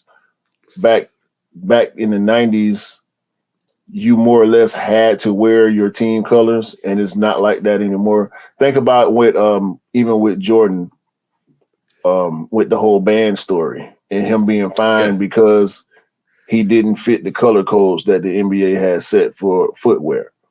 It was that type of thing. If your team wore green, you needed green shoes. Where you gonna get green shoes from if they're not on the shelf? You go to East Bay. Yeah. The coaches and the team managers and equipment people for little leagues and rec leagues and middle school, high school, they would order from East Bay. They could do bulk orders. You can do numbers, jersey numbers, hats. You can get stuff customized. You can do all of that online now. So the need for the East Bay catalog went away. I would definitely say when I got back into East Bay and I started ordering the catalogs, when the first one came, I was excited to see what it was going to look like, and understandably it don't look like the way it used to, but it was just sad, bro. And this is a very sad day, because today is officially the first day that there is no longer East Bay. I think I'm going to keep the East Bay app on my phone, even though I know it's not going to work. Just in case.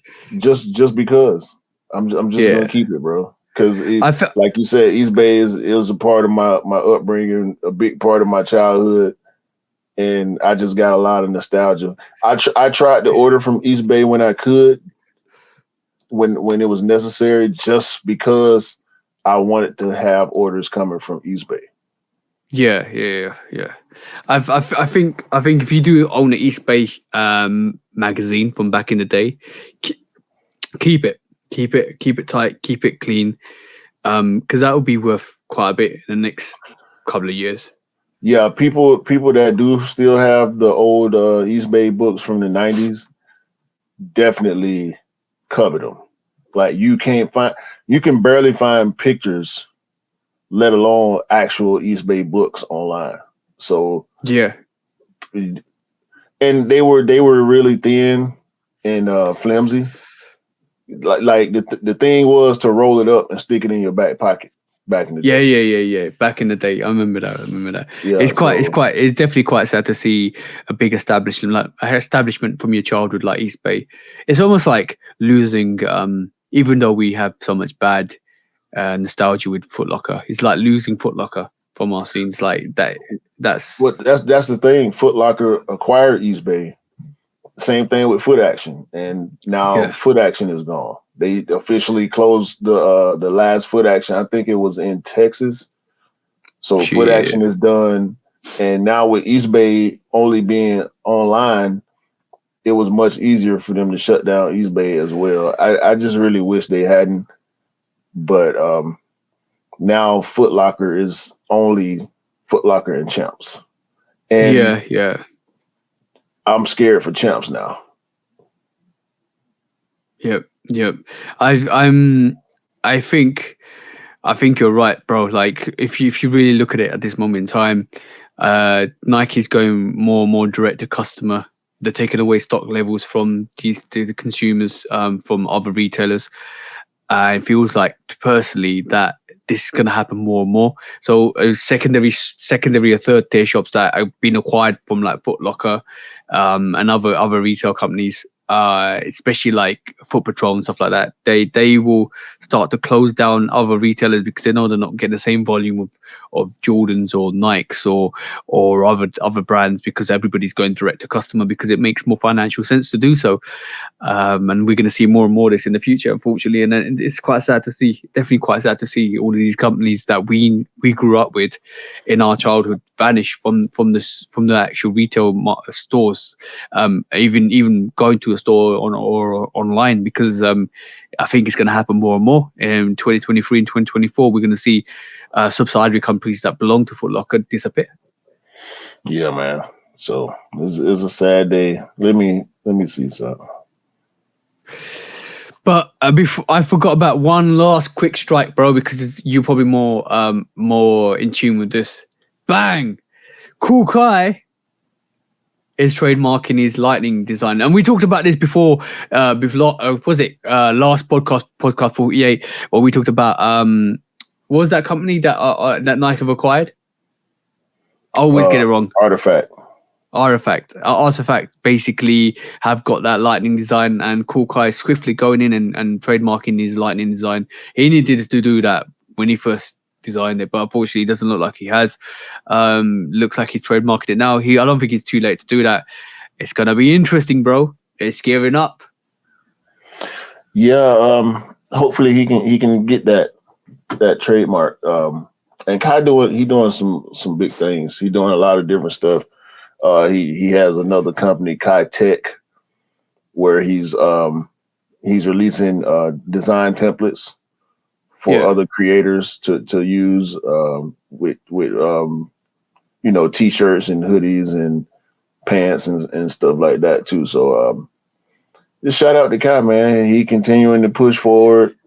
He's not backing down. Maybe listen to our lawsuit. Yeah, maybe listen to our last podcast 48 when we talking about him trademarking his lightning bolt, and Architect coming out with their lightning bolt as well. So maybe he kind of thought, oh crap, I need to trademark my lightning bolt. Yeah, I would have thought he already did that. Yeah, I know. But It's really strange. Episode 48 came out, and then all of a sudden, over the holiday period, it's like, oh crap, let me do my lightning bolt. Because I think you're the one who brought attention to the fact that Architect have got a lightning bolt as Artifact. well. Artifact, that's it. I always get the name wrong, bro. It's I need to okay. get it right. It's okay. Artifact had the lightning bolt, so all of a sudden, Cool Kai is looking to trademark his lightning bolt. Maybe Rick gave him some advice on our behalf, which is good. Good to know that he's actually doing it. Yeah, hopefully he can get it, and he can keep pushing forward. Yep. That was the quick strikes Not for so quick. this Quick podcast. strike. Not so quick. We've been off a couple of weeks, that's why. But do you want to go into the main nitty gritty of this podcast? Because I feel like there's two situations we definitely need to discuss. Yeah. So And one situation that belongs to you, bro. So shall we just go through your situation first? So the Nike gender discrimination lawsuit. I really hate this. And let's be clear. I am a Nike guy. Everybody know this. I'm not this type of person. I don't. Oh, you don't. I don't. You don't need to say it. No, I do. I feel like I do. I don't condone unwarranted harassment. I don't condone misogyny. Yep. That love doesn't belong women. in any platform. I was raised by a woman. I have a whole lot of nieces. I got nieces in the teens as far as the number of nieces I got. Of course, I got a wife. I got a sister. It's bullshit to hear that a brand that I love and support has this type of shit going on behind the scenes. Yeah. And the fact that they're calling it a boys club, I can kind of look past that a little bit because we know the sneaker industry is for the most part a male dominated industry.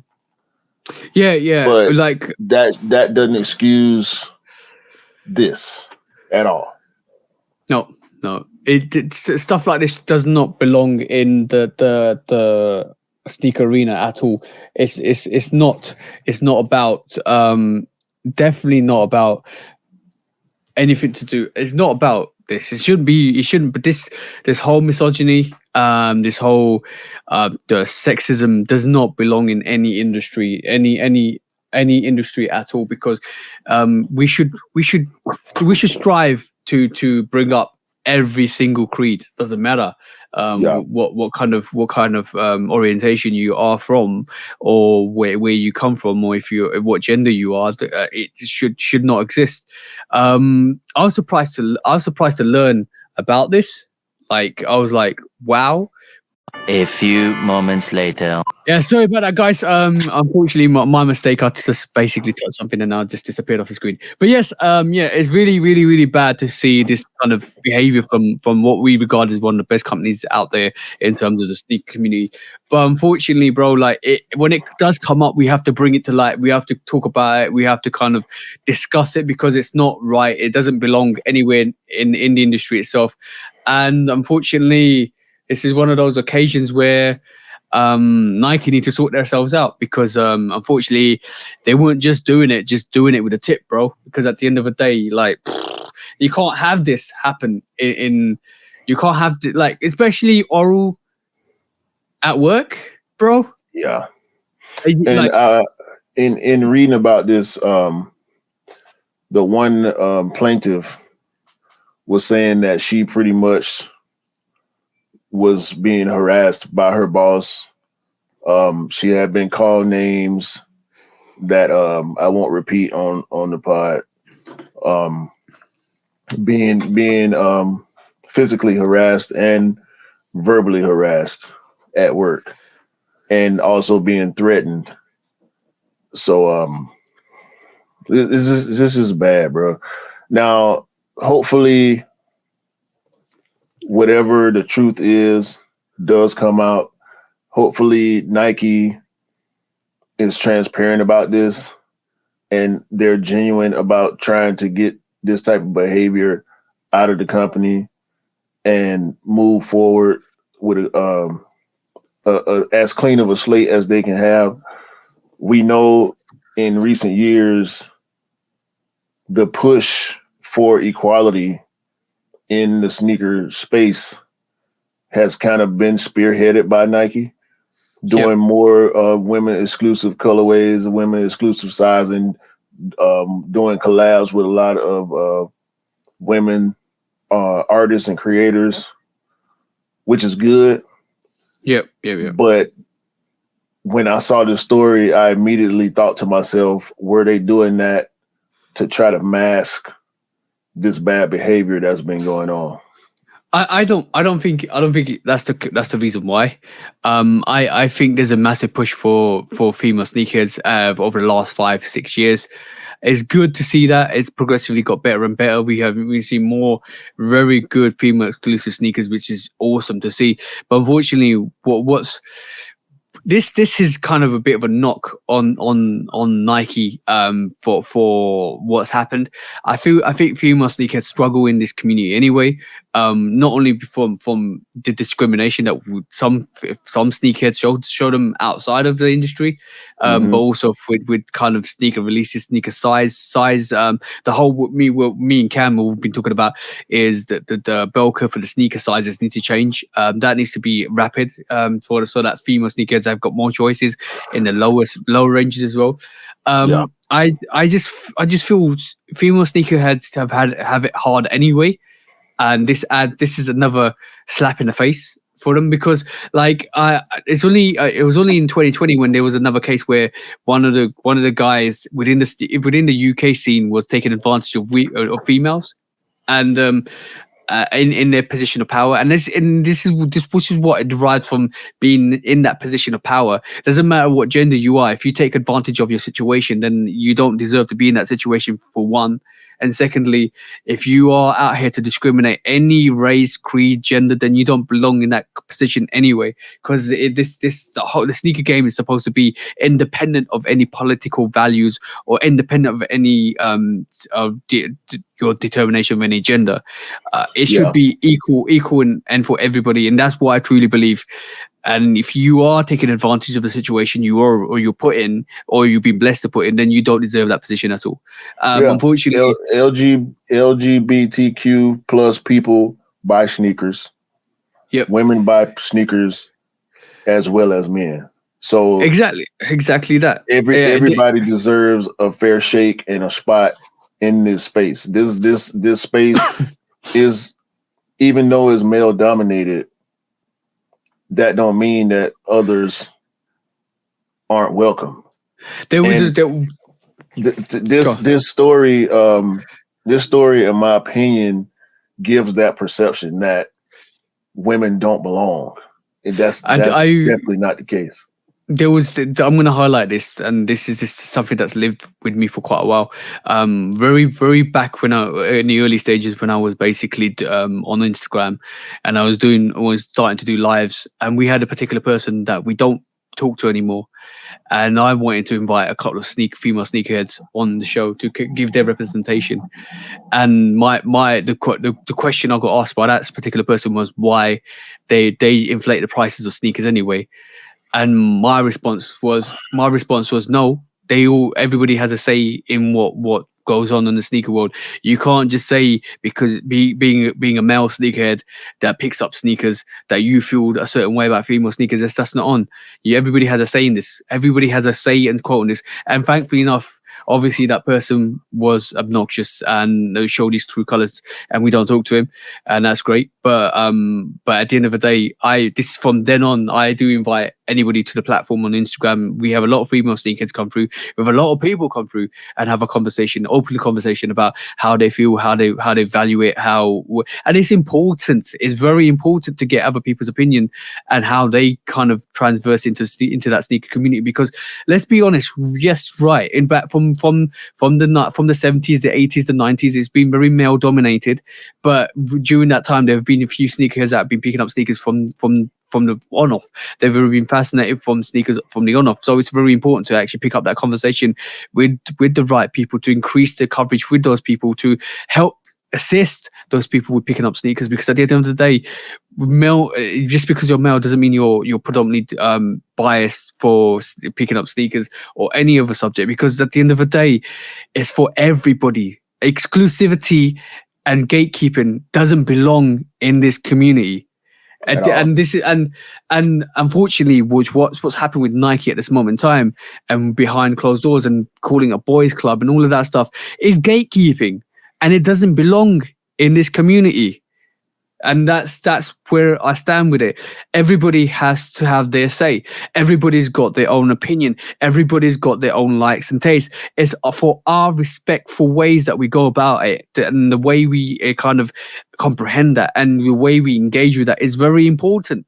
Because the one thing you don't want to do is it's almost like saying somebody that's about 13 who wants to get into the sneaker game, and they're picking up sneakers, and somebody that's been picking up sneakers for the last 20 years, it comes out and says, you can't do that, you can't do that, who are you to say this 13-year-old can't do that? Be it any gender, you can't just sit there and say you can't do this, because they're learning themselves. It's important for us to open our arms and engage with the right people, and introduce them, and actually educate them, and actually guide them in their own journey, because that's their own journey. You're not that person. That's their own journey. And it's very important for us to actually sit here and recognize that every person is individually different. Doesn't matter what brands they like, doesn't matter what sneakers they like, doesn't matter what they pick up. That's their personal journey. So we have to be helpful. And I can't sit here and agree with what's happening with Nike at this moment in time. And I hope, like you said, bro, that they just don't kind of throw this away under covers and sort the problem out. They need to be open and honest about the situation, and they need to kind of address it and sort it out openly in public. Because this to come out to the public, everybody that's there, that's actually shown this discrimination, shown this sexism, bro, sexual harassment at work, you should be automatically fired. Yeah, period. And sexual harassment in general, bro. Like, I see it a lot. It disgusts me, bro. Like I said, I'm not that type of person. I was raised around way too many women to feel like, because I'm a man, let me take physical advantage, or even in business to have a higher position than somebody and use that position in the wrong way is just disgusting, bro. And like you said, like I said earlier, hopefully the transparency will remain, because I don't know exactly when this happened, but having it come out, I think, is a good thing, because it's putting pressure on the people at Nike to do the right thing. Yep. And to focus on inclusion and equality behind the scenes, not just outside. Do it inside as well. Some things, and one of my favorite sayings is, don't have inside conversations outside. This is an inside conversation that needs to come outside. Yep. This is an inside conversation that actually lead to the outside. So leave it in the outside public realm and sort it. Because this is a very bad situation for Nike. I'm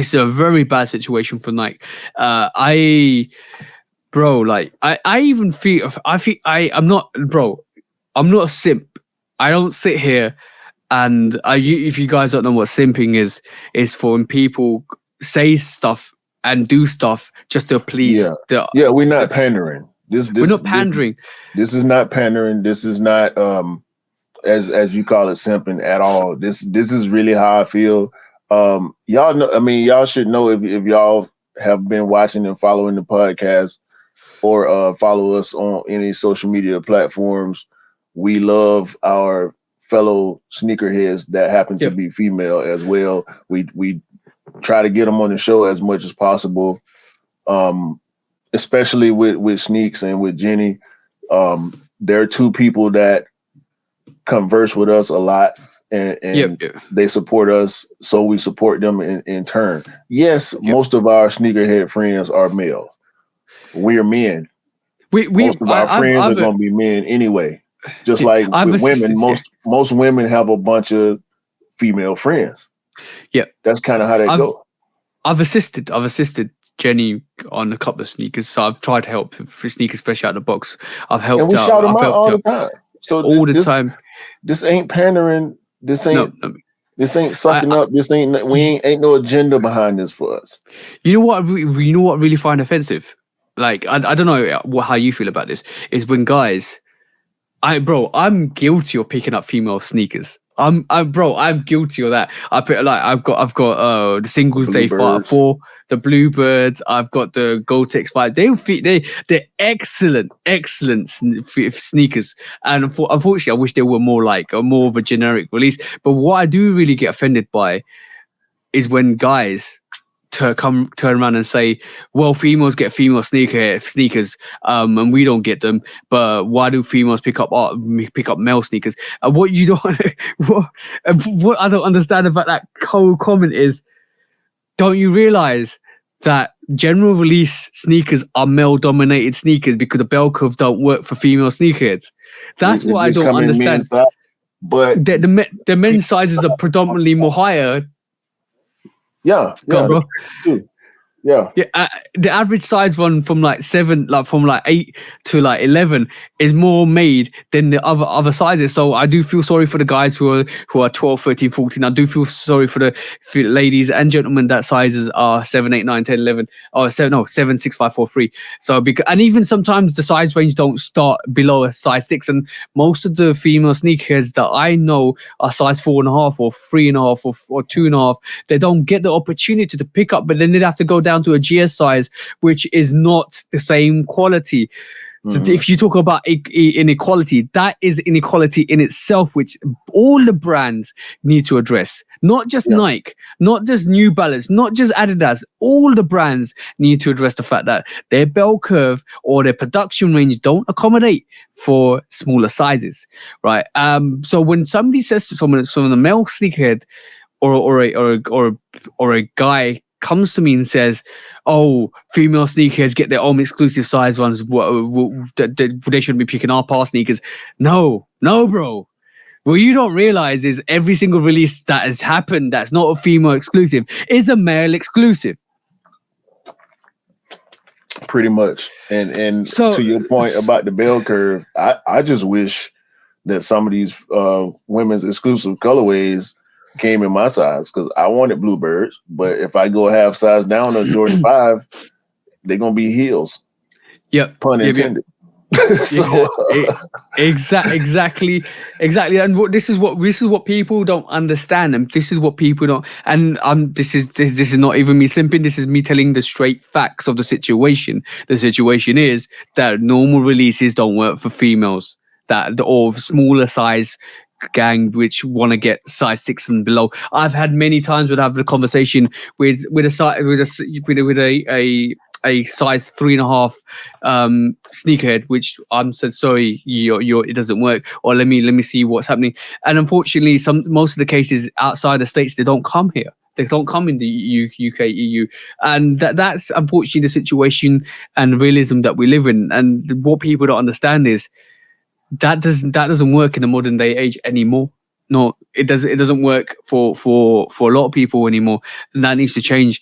And the latest slap in the face is the fact that some of the boys club that we see, the news report during Christmas time, that doesn't belong anywhere, bro. That to me, the sneaker culture community game, whatever you want to call it, is becoming less of a boys club and just a club where there's room for everybody, which I love. I love scrolling Instagram and seeing people like Shaniques and people like Jenny, people like Nayla Swoosh and Creparella and Sneaker Vibes Only and Didi kicking it with Didi and all the great female sneakerheads and content creators, because they do good work, sometimes better work in some of these lame ass dudes that are just hype beasts. You know what I'm saying? You know what? I've seen it on many occasions when people bullied people bullied other genders off their platform because they're not male. I do not agree with that at all. It should be. I don't agree with gatekeeping. I don't agree with sneaker snobbery. I don't agree with. It is always a good conversation to have from it, but being a sneaker snob is not the way to go, guys. To be in the end all of the situation is everything's up for discussion, everything's up for debate. You can't classify and close the gate on somebody that you don't believe has the same opinions as you. It doesn't belong in this realm. If you can't have a conversation, then you don't belong in the conversation. Facts. So we agree 100% on this one. I'm not going to condemn the brand because it's not the brand in general, but it's the employees. People, there are definitely people inside, and I'm pretty sure that other brands have these issues as well. And hopefully, whatever brand, whatever industry, whenever this happens, hopefully it's handled accordingly. Yeah, it needs to be handled accordingly. You can't be a brand, and you can't be a brand out here trying to sell to the masses, and you're having this situation happen in the background. It's not on. It's totally not on. It doesn't belong here. It doesn't belong here. It doesn't belong in any industry. We've seen over the years. We've seen a mass change in the demographic of people that work for companies. We've seen more people, females, and more other genders start working within companies, which is awesome to see. They deserve our love and support. They deserve our open arms and welcoming them into any facility or work they go into, and that's where it belongs. That's where it belongs, is for us to open up and say, yes, you belong here. Come and join us and work with us, because everybody's got different values, everybody's got different ideas, everybody's got unique tastes and touches, and when you open the conversation up and you open the ideas up, you come up with way more innovations. It's great to see way more females have opportunities in the design aspect of the brands as well. It's great to see that. It's great to see doors opening for people to go into those realms and do what they need to do, and bring some more inspiration. I love to see that. It's amazing to see that, and I hope it carries on and it keeps carrying on. And then the spectrum of everybody, how do you pull it? Everybody that needs to be working. Anybody that's kind of, don't get me wrong. Just because you're from one different creed doesn't mean you deserve to be doing certain things. For me to be equal and open, it means if you bring the best values to the company, you deserve the position. Exactly. And it's always supposed equal opportunities for everybody is the way to go. And that's why I truly believe that it should be. Just because you're from a certain race or a certain creed doesn't mean you deserve a position and you should be put to the forum. As long as you bring the right qualities to the company, you deserve the position. And if you are biased or if you are a certain way, you don't deserve that position, because everybody deserves an equal opportunity in life. And if you don't abide by that rule, I feel like if you discriminate, you don't need to be there anymore. Yeah, sexism to me is just as bad as racism. There's no place in my heart for any of that. 100% agree with you, bro. Because it's a very tricky subject, and I was sad to see that happen. I was sad to hear that happen with Nike, and I was like, oh wow, okay, cool. We definitely need to talk about this on the podcast. Ladies, gentlemen, whatever your gender is, guys, do your utmost. Make sure nobody discriminates you, and to do what you need to do. And if you feel you're in a certain scenario or situation, report it, guys. Bring light to it, report it. You deserve better. That's all I say. Yeah, however you identify, you're welcome. Because I identify as a shoebox, so He's such an idiot, bro. This is why I love the Sean Weatherspoon range. Because even if that's not even involving anything we just talked about, that's about vegan shoes, right? And that's about certain people believing certain ideologies. And I truly believe that range is going to blow up in the next 10 years, because I do feel like there's a certain market for that. I do believe there's a certain demographic for that as well. And I do believe like Adidas is showing the way forward with that. And I do believe Nike would jump on that eventually. Yeah, I mean, we talked about McDowell's earlier. McDowell's was a vegan brand. Yeah, exactly. So I just believe, and by the way, this doesn't mean that if you belong in that demographic, you can beat other people over the head with it. That's discrimination in itself. No. It is. You see what I'm saying? So, guys, just realize equal opportunity, being humble and being respectful is the best way you can be. Exactly. I'm not trying to force my opinion. No. We are very opinionated on this podcast and in life in general. And I try to make this clear when I think about it as much as possible. My opinion, because I think something is ugly, don't let my opinion sway you from what you like. I don't like the Purple Canyon Fours. That don't mean you shouldn't like them.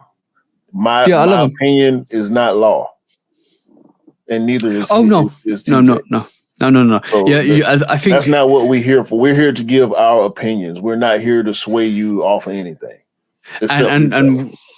And probably give you our court of public opinion is more based on the generic thoughts of a lot of people. But like I'll definitely say, our opinions are unique to ourselves, and everybody's opinion is unique and different. And it's amazing because basically what you might feel about a sneaker, I might not feel about a sneaker. But like I said, if a conversation is always good to have, and if you can't have the conversation, you don't belong in the conversation. If you've got negative things to say, but look, bro, like we discuss all the time. You like some sneakers that I don't like, and I love some sneakers that you don't like. But we always talk about it. I'm not here to say you should love it, bro, because it's this and this. I was like, I love it because of this and this and this. Well, and you do say that, but you know that it don't work on me. I don't say that, bro. I only tell you like I love it because this and this and this. But yeah, bro, like everybody's got a unique taste. Everybody's got a unique vibe, and it's always great to like kind of comprehend that discussion about their unique taste and vibes. And it's always great to see it because, like, bro, like we could talk about Jenny. Jenny loves unique color sneakers, but she don't like all black sneakers because she loves to wear black all the time, and she loves something different on her feet, which is like a bit more vibrant. And this is, and you kind of understand her aspect of it. She likes the Vault ones, which we don't like the Vault ones, or I don't particularly like the Vault ones, but she loves the Vault ones. But that's because she loves the color blocking, and you got to respect that. And I can't say to Jenny, you should love those. No, I can't. Well, how can I as a person tell somebody else what they like or hate, or what they should be liking or hating? Yeah, I'm gonna screw my face up at everything that I don't like, but I'm not here to talk anybody off of what they like. Exactly. And my slogan is rock what you like, buy what you like, rock what you like. You being the key word. Not buy what I like, rock what I like. Yo, bro, can you imagine if we all like listen, think of it as in a very parallel world where we all bought the same things, we all wore the same things. How life would be boring. That would be boring, bro. Like what would we talk about? We wouldn't get stuff like this. Yeah. Yo, you would be like, yep. I like that too. I put these on feet too. These Zion 2s, man, super comfortable. Okay. Sidebar time, because this is the real conversation here. This is what we're all here to talk about right this moment in time. Tell me one thing, bro. What's better, the Jordan Zion 2 Voodoos or the Jordan 1 Low Zion Voodoos? I like the Zion 2 Voodoos better than I like those lows. Those lows are really dope to me, but I like the Zions better. Bro, I have the same mentality for that sneaker. I said it on Christmas Day on my Instagram. The Zion 2 Voodoos, the materials that they use on that are way more better than the lows. I've seen the lows. They feel a bit synthetic to me personally. The canvas on the Voodoo 2s is way better, way more premium.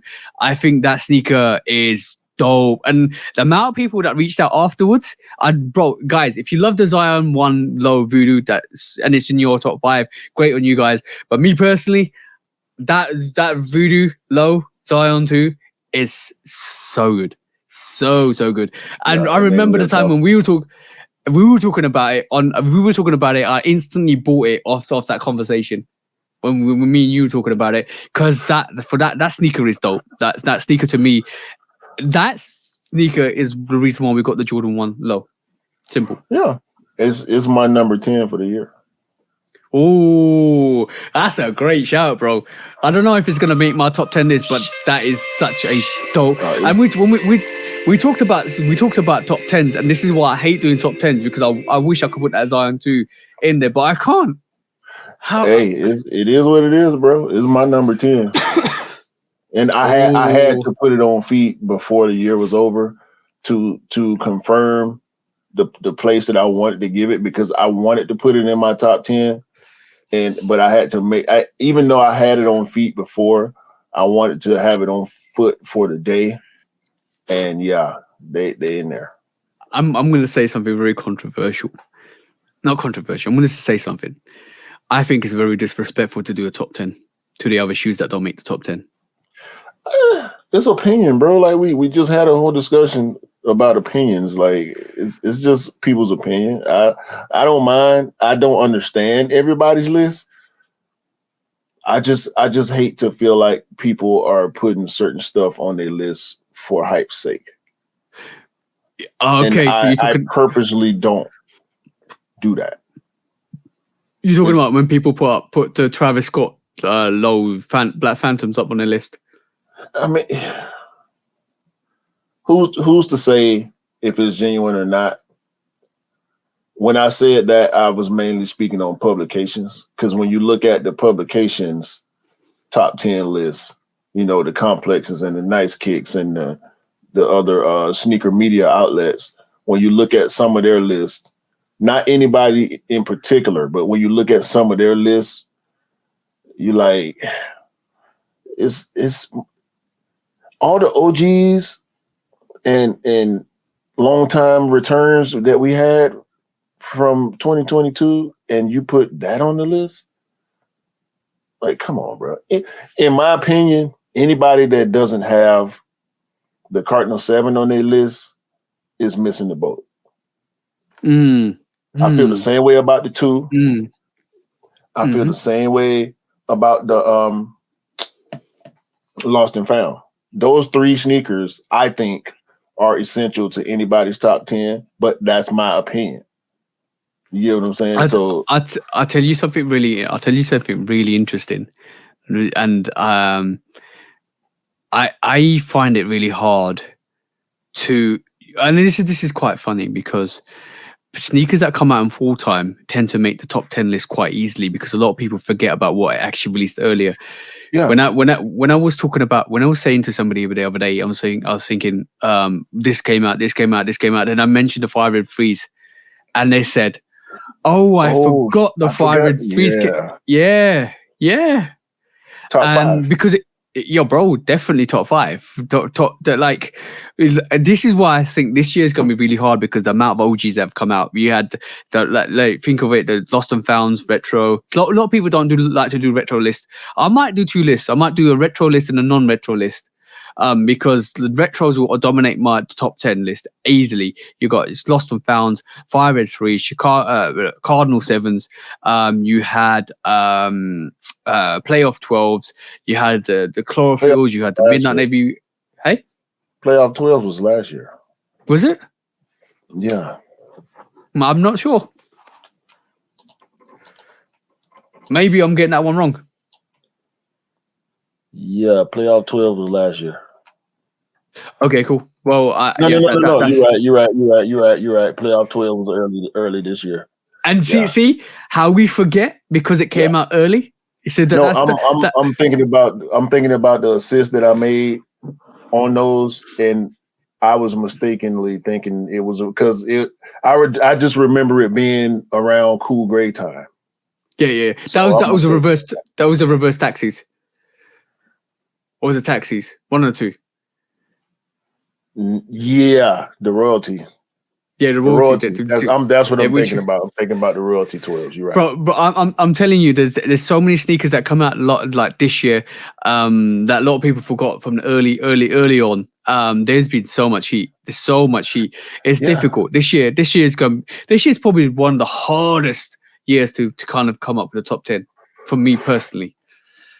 Yeah, so now I got to rearrange my list because the playoff 12s are definitely going on there. That's why I had to pull up this list, because I needed to make sure that I wasn't forgetting anything that I cop, because my list is going to be cops only. I'm not doing, colorways. I'm doing cops. I'm not doing releases. I'm doing cops. So nothing that I don't have, and even stuff that because I have got rid of a couple of pairs that I cop from this year, I'm not including those either, because I got rid of them for a reason. You see what I'm saying? I knew I wasn't gonna wear them. I didn't enjoy them as much as I thought I would, so they had to go. I think a lot of people are going to put the pattern bread ones in there as well, because they actually copped them this year. Yeah, I could see that. Yeah, I wouldn't be mad. Bro, I'm just this year's been ridiculous. I counted. I don't know how many. I counted like 34. Let's not go down that. Let's not go down that path, because I'm the same way. I had a lot of assists this year. Last year rather. I'm happy I was able to assist as many people as I did. But yeah, it was a lot. And I'm looking at just Jordans, and I got a few Nikes too that's gonna be up in there too. So I'm gonna definitely say one thing though, like Air Max 1. What a hell of a year, bro, for Air Max 1s. What a hell of a year. Yeah, you had like, when we talk about colorways and color blockings, I think Air Max 1s were up there. One of the best like colorways and color blockings. I know I'm not an Air Max guy. I was privileged to hold every Air Max that was out. Like I've done every variation of them. A patter, the aqua patters I held. I saw the Monarchs. I saw a lot in hand. The casinos I didn't see. The concepts I saw. Bro, I'm literally holding two pairs of these for the bro at this moment in time. Like we're talking about this. The reviews already come out on Sunday for this, guys.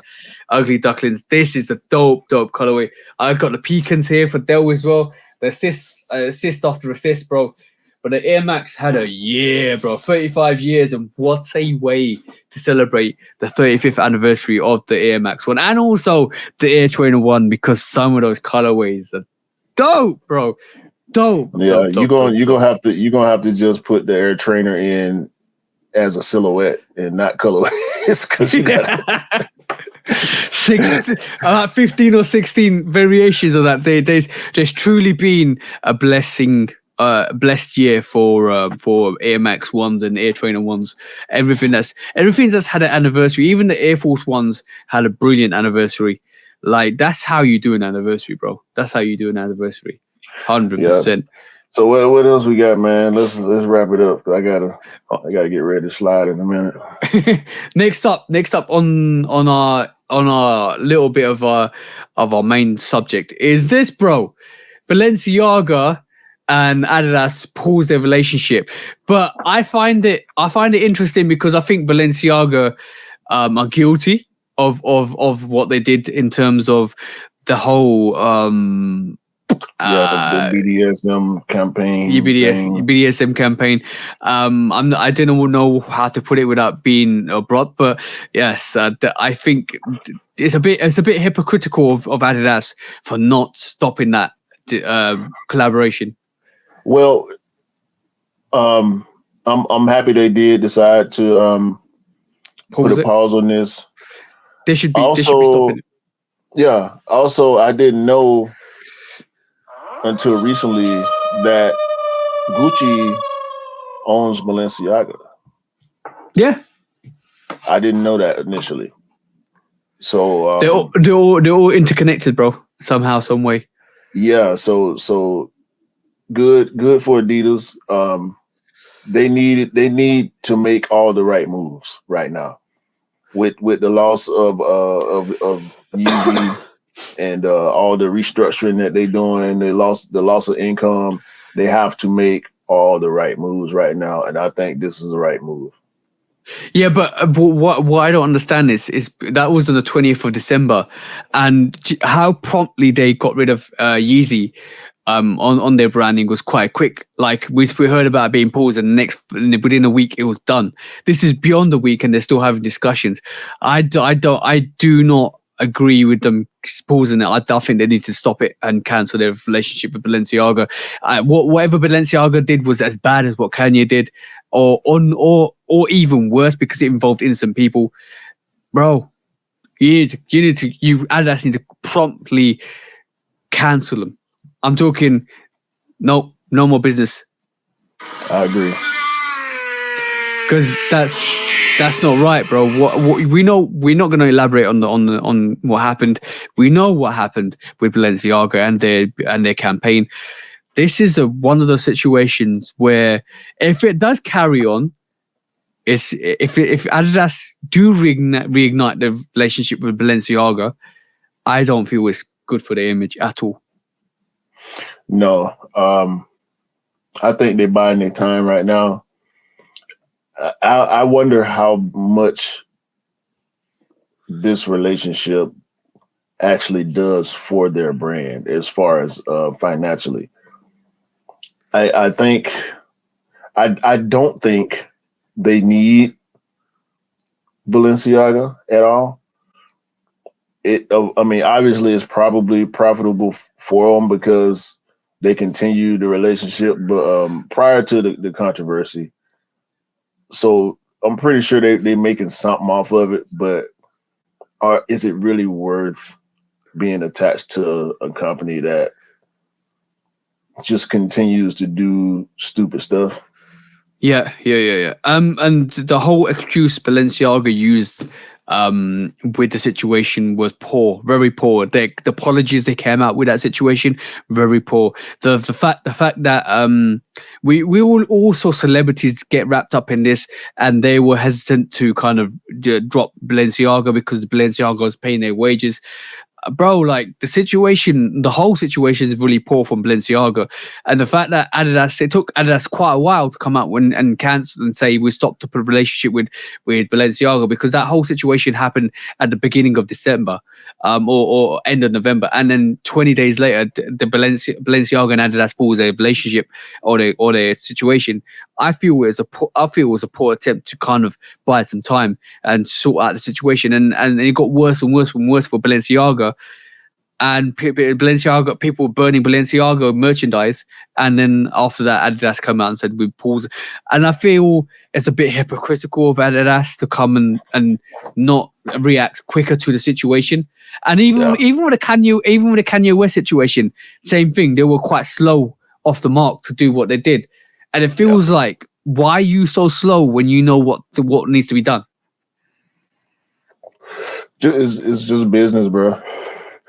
It's just business. And we've seen Adidas make poor decisions involving business quite often last year. Outside of just sneakers and who they do collaborations with and whatnot, it's just a bunch of bad business going on over there, man. And because these attachments, the Ye and the Balenciaga attachments to the Adidas brand are such a big deal culturally. Yep. They're moving slow because there's probably some people that feel the way we feel.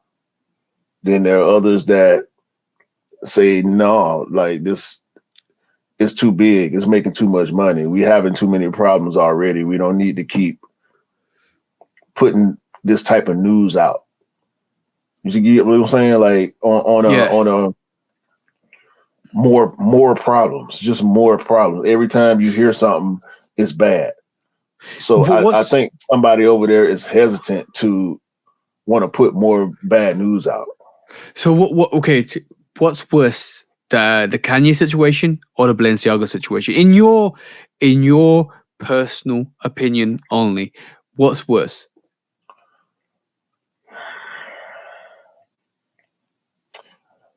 It's hard. It's hard to say. I look at them equally, to be honest with you, but I think the Kanye situation was a little worse because it was messier, because Kanye is loud and he's everywhere. Yep. This Balenciaga thing happened. We talked about it. We said we weren't going to talk about it anymore. I'm not opposed to talking about it now because of the context. But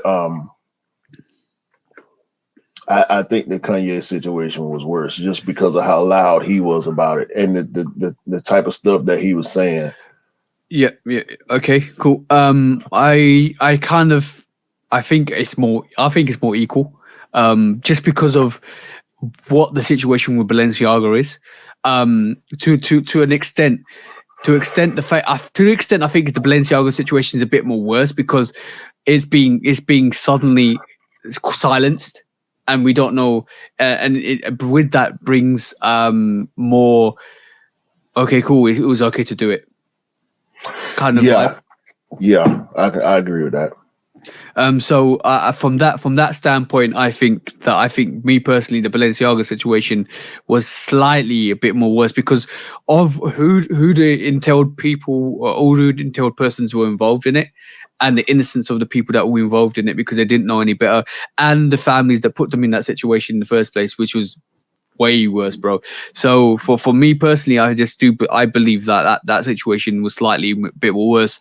In the context of it being out there and more apparent and more visual, we knew what we were getting with Kanye West, but we don't know what we're getting with Balenciaga, and this is why I think it's more, for me, it's worse than the Kanye West situation, but. Either way, I think Adidas need to just drop Balenciaga and not do any business with Balenciaga because both of the situations are bad in themselves and they don't need that. They don't need it. Yeah, they were. I agree with you. They were very slow on attacking this. They should have came out immediately when the controversy hit and start to distance themselves, denounce what happened at least, and say that they don't condone it. I didn't see any reports of anything like that going on from Adidas side, which is why I just chalk it up to them being more business minded about it versus feeling it like the way the people felt it. That it was wrong. So let me give you an exact timeline. So like I said, the Balenciaga situation happened end of November, beginning of December. The apology went out on the 2nd of December from Balenciaga about we didn't realize blah this blah that. And by the way, that was a whole load of crap in the first place because. Because Balenciaga know exactly what they're doing. You have to get approval for everything that you do in those companies. So that was a whole lot of crock. So let's just say the 25th was when the adverts came out. Then they got reprimanded. The 2nd was when the actual apology came out. Between then, so you're telling me it took a whole month for Adidas to come out and say we're distancing ourselves from Balenciaga. That's not on, bro. That's not on. And pausing the relationship to reevaluate, like they did with Kanye, and it only took a couple of weeks. It's just a bad look. Yeah. They should have just gone. They should have just disbanded that situation. We could talk about all we want. At the end of the day, Adidas, do the right thing. And you know what the right thing is, because sometimes that's the best way. Yeah, just knock it out, man. Get it done, get it out of there, and move on. Last but not least, you want to talk about your UPS situation, bro? You know what? I really don't. I dropped the video. I'm gonna let the video live. It's just a bad situation, man. I will say this. It doesn't. I just don't. I got Chicago's coming. Like, I'm so tempted to just put a hold on them and go pick them up, depending on who Nike chooses to ship through this time, because they use laser ship, UPS, and FedEx. Hopefully it's FedEx. And it sounds crazy, but I would rather laser ship than UPS at this point. That's a statement, bro. That's a statement. Yeah, I'm just done. I'm just done with UPS right now. I can't wait to get my regular driver back on this route.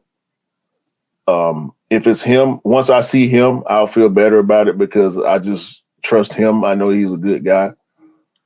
And we got gift cards for him too for Christmas, but because we hadn't seen him, we hadn't been able to give them to him. But yeah, man, I'm just over it right now, bro. I'm done. I'm done with UPS for the time being. So, guys, if you want to see the situation what Q is talking about, the situation with the parcel almost going missing, go and check out the video on YouTube for Q, and then this is 808 Kicks ATL. Go and check out the video. It's on a live. Unfortunately, you have to go and search it because it's a live video. Go and give your comments on it and what you think about the situation, because obviously there's some shady business going on with UPS and that driver selected. UPS reached out to you, didn't they? It's on the they did in a DM on Instagram. It kind of is what it is. However, I talked to a friend, one of my sister friends, shout out Karima. She was actually in the live, but she didn't comment. Come to find out, she works for UPS. Oh. So I had a chance to chop it up with her last night about the situation, and she agreed with me. She saw the video. She agreed that old boy was trying to steal my package. Oh, that now that's coming from a UPS employee. Yeah, she's on the inside. You know, she's not a driver or anything, but she and I think she's been at UPS for a while. I'm not sure. I didn't ask her how long she's been there, but she definitely agreed that that was a bad situation. So yeah, that confirmation from her just took it to a different space in my mind to where I'm just done with him, bro. And please believe, anytime a situation like this happens, I'm putting it on blast. I'm putting it on Instagram, which is connected to my Facebook, so it's gonna automatically go there. And I'm doing a YouTube video every time. Yeah. Every time, it's not a good situation to be in. Like, guys, go and check out Q's video. It's under the live tab. If you go to my YouTube channel, if you're watching this on my channel, or not, you know, I always link my we always link each other. It's under the live tab. It won't be on the main feed. It's under the live tab. Yeah. And y'all got to forgive me. I forgot to turn my mic on right at the beginning of the video. And Mars was trolling me hard. Skip for like 10, like how many? 5 minutes? It's like 3 minutes. 3 minutes. So skip 3 minutes and then you'll be able to listen to Q. Yeah. But I had fun on that live, especially with Mars trolling me. Had I just recorded the video and put it out like I would have normally done, the tone of it would have been different. So I'm glad I did it live and I was able to laugh and joke throughout the process. But, I think YouTube needs to do something about their streaming, because basically a lot of people stream on YouTube, and what you find is you don't get the same amount of hits on the lives. So when we do our Shoe Dogs reacts, if we were to record it and then drop it, I think that will get more hits than if we actually did it live. But we're still going to persist on doing it live because we like to see you guys come through and have a conversation. And YouTube reacts will be coming back this Wednesday, so join us. And bro, I'm telling you, bro, there's some funny stuff out here. I found over the last couple of weeks that we've not been doing it because obviously we took a break. But bro, you will find it hard not to laugh. Trust me. Yo, a lot of these reels and memes I've been seeing from Christmas, bro. Trust me. Join us on the Shoe Dogs Reacts on Wednesday at 11 p.m. 11 p.m. GMT. And what time is it for you? 6 p.m. EST. 6 p.m. Yeah. EST. Trust me, you want to be there. You will either see me or Q chuckle off. I'm always finding the clips, so I know what to expect. But I love to see your reaction. Yeah, no, I got some to saved up too. So the following week we're gonna go in on some of mine too. But as we always do, bro, I think it's that time. Bro. Here we go. When resale is too high. Damn resellers. Order. When hype beats go too far. These damn hype beasts. Order in the court. Order. When the back door opens. Guilty. It's time for Order in the court. the sneaker court of public Guilty. opinion.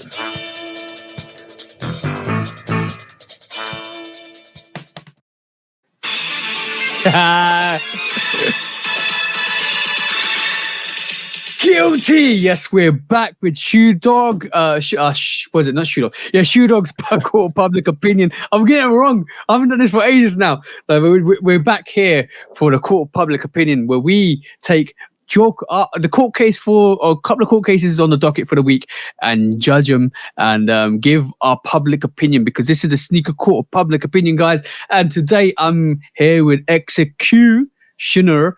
What have you got today, bro?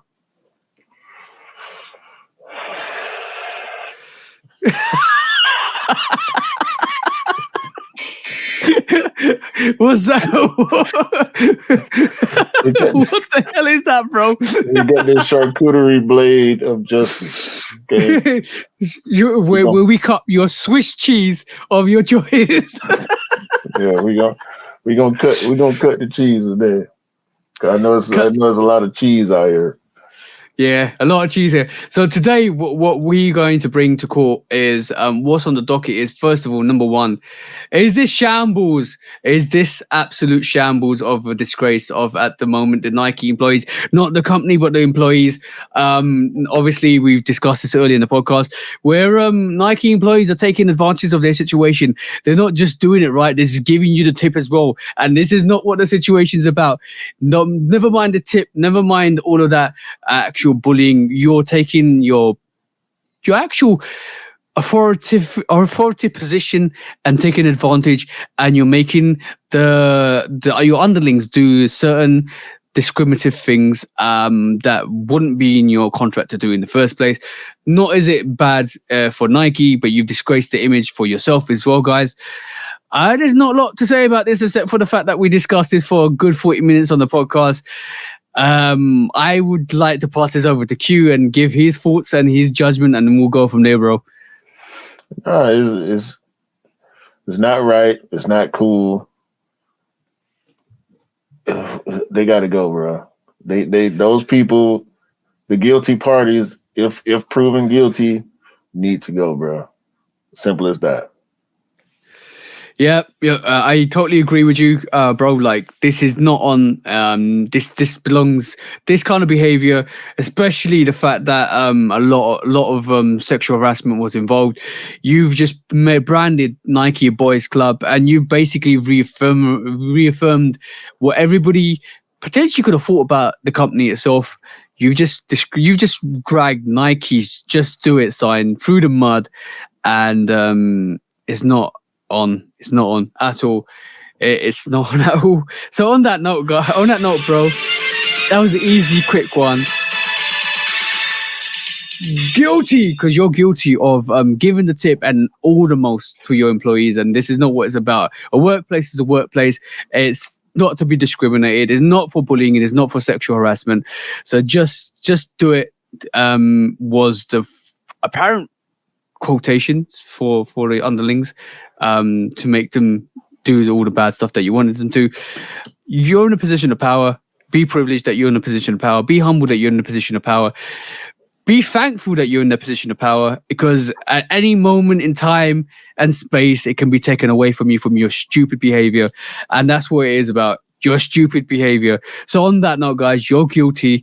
I hope you get whatever's coming to you guys. And I hope that in the process that your families don't suffer, because your families weren't obliged to all the stupidity and all the acts of discrimination that you put across to your employees. But I hope you get what's coming to you. And simple as that, bro. Facts. But anything you want to add to that, bro? No, man. I ain't got nothing. I mean, it's top of the year.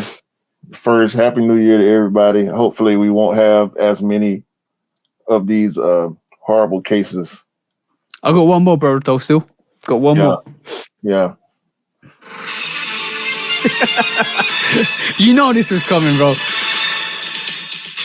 Guilty. Okay, so we talk about biasism and we talk about consumerism a lot. I think Adidas at this situation have done the wrong thing. Rather than cancel the relationship with Balenciaga, they've actually paused it. Balenciaga, you know you're wrong in the first place. You need to look and internally reflect on yourselves to do better for the people. Whatever you did was absolutely horrendous. We're not going to talk about that anymore. But Adidas, why pause it when you should be canceling it? You're very slow off the mark for everything you've done recently. You were a bit quicker with the Kanye case, so it shows a bit of favoritism there.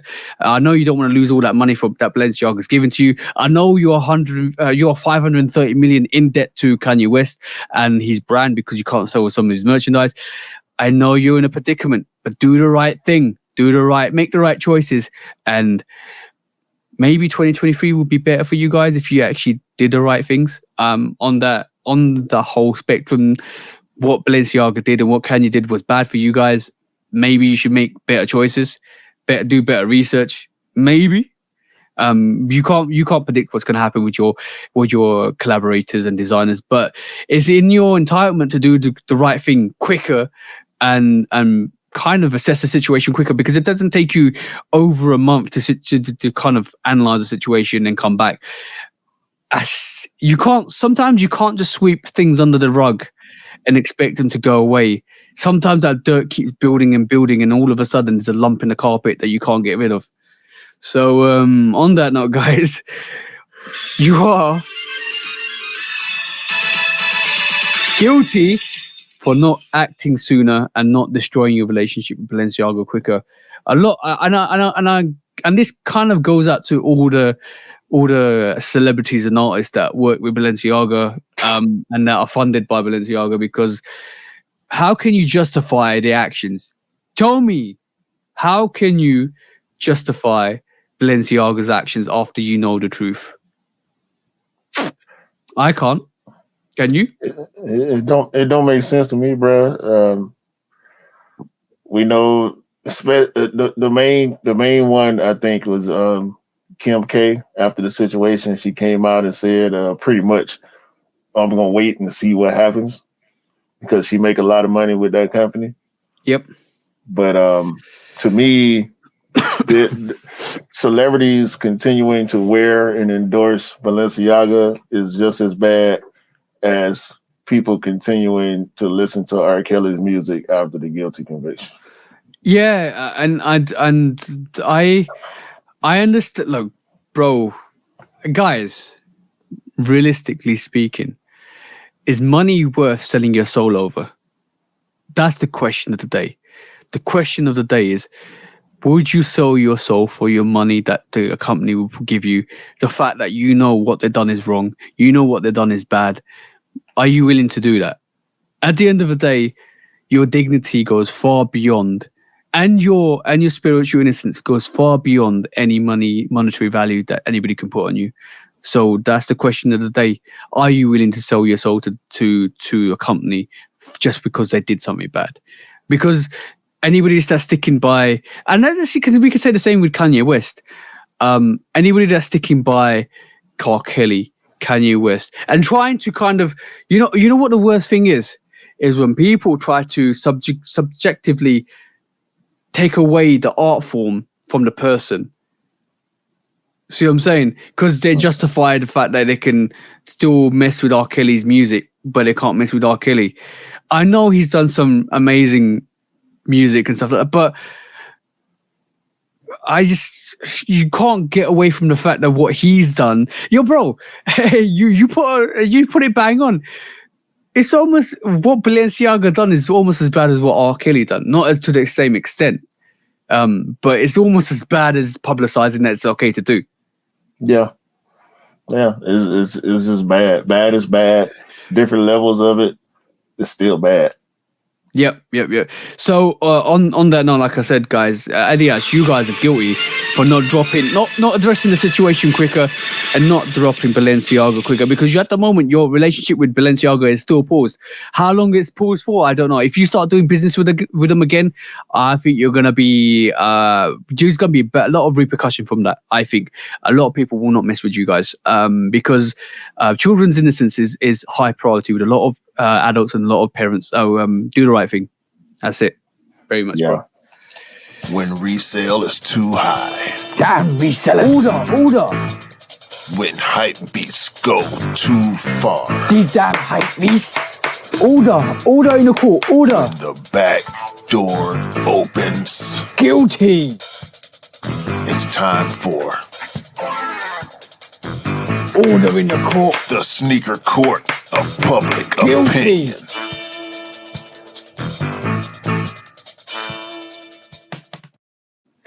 Hey, that was episode 49. Very controversial, very political, and very in-depth. We're back after a little break, but it was kind of chaotic, wasn't it, while we were away? And it was at one point where we thought we might need to do an episode to address some of this chaos that was happening. Yeah, well, we're back on track now. For the time being, like I said, hopefully we won't have too many more of these crazy situations like this Nike situation, like the Ye and Balenci and all this foolishness we've been seeing, all the lawsuits.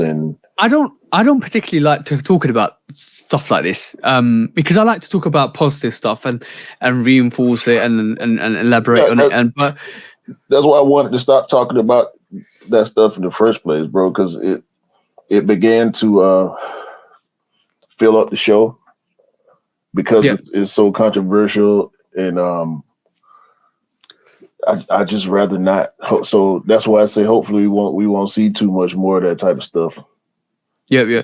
So, I'm gonna address this to all the brands. Stop the foolish behavior, guys. We don't want to see none of that anymore. We don't want to see stuff like what we see. Like full time's been crazy. The Kyrie situation, the Kanye situation, the Balenciaga situation. Like we as sneakers just want to buy sneakers, enjoy and love sneakers and bring some positive vibes to the community. But it's not good. It's not good at all. Like why? You know what? There's always gonna be foolish people out there that end up being empowered. There's always gonna be foolish people out there trying to pull one over people's heads. Just be aware. Just don't belong here. And we need, like, as the people, we need to do better, and we need to call out situations like this. And is almost holding the people to rights of what they do wrong. And it's for us as a group of people just kind of make sure that happens. Like we know the backlash would. You know what I did enjoy the backlash Balenciaga got on social media, because they tried to hide that really swiftly. TikTok was rife with people coming out and calling them out. I'm talking about all the creators coming out and calling them out and burning their effigies and stuff like that and burning their merchandise. That to me the best thing you can do is if you don't believe in something, the best thing you can do is take a stance and not listen to them, not buy their stuff, not believe in them. And that's the best form of retaliation sometimes, is taking away something that they want to keep doing and pushing, and not acknowledging it and not buying into it. And I did see that a lot with that situation. I did see a lot with Kanye's situation, and I know what and the worst thing with Kanye is he lost a lot of support with whatever he did, and so rightfully so, because he put himself in a very bad situation with Adidas and the Jewish community. Unfortunately, it's not good. It's not good. It is what it is, man. So on just as we conclude episode 49, you know what? Let me read some of the resolutions people came out with. I put before we end the episode, a lot of people put some resolutions out for this year, and I asked the question to a lot of people: what's your resolution for 2023?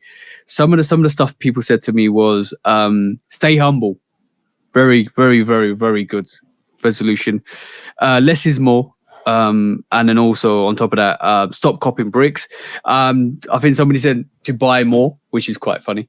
But apart from that, guys, be awesome, make a resolution. We're all part of one whole human race. Be better to each other. That's all I got to say. Yes, Anything you want to say, bro? Nah, I think you hit it on that one. Call it, bro. And let's get out of here. Episode 49, man. We back. New year, new swag, new sneaks, man. Hopefully, everybody can cop all the sneakers they like, because you all deserve to get sneakers you want. From me, from TJ. Peace out, y'all. Peace out, guys.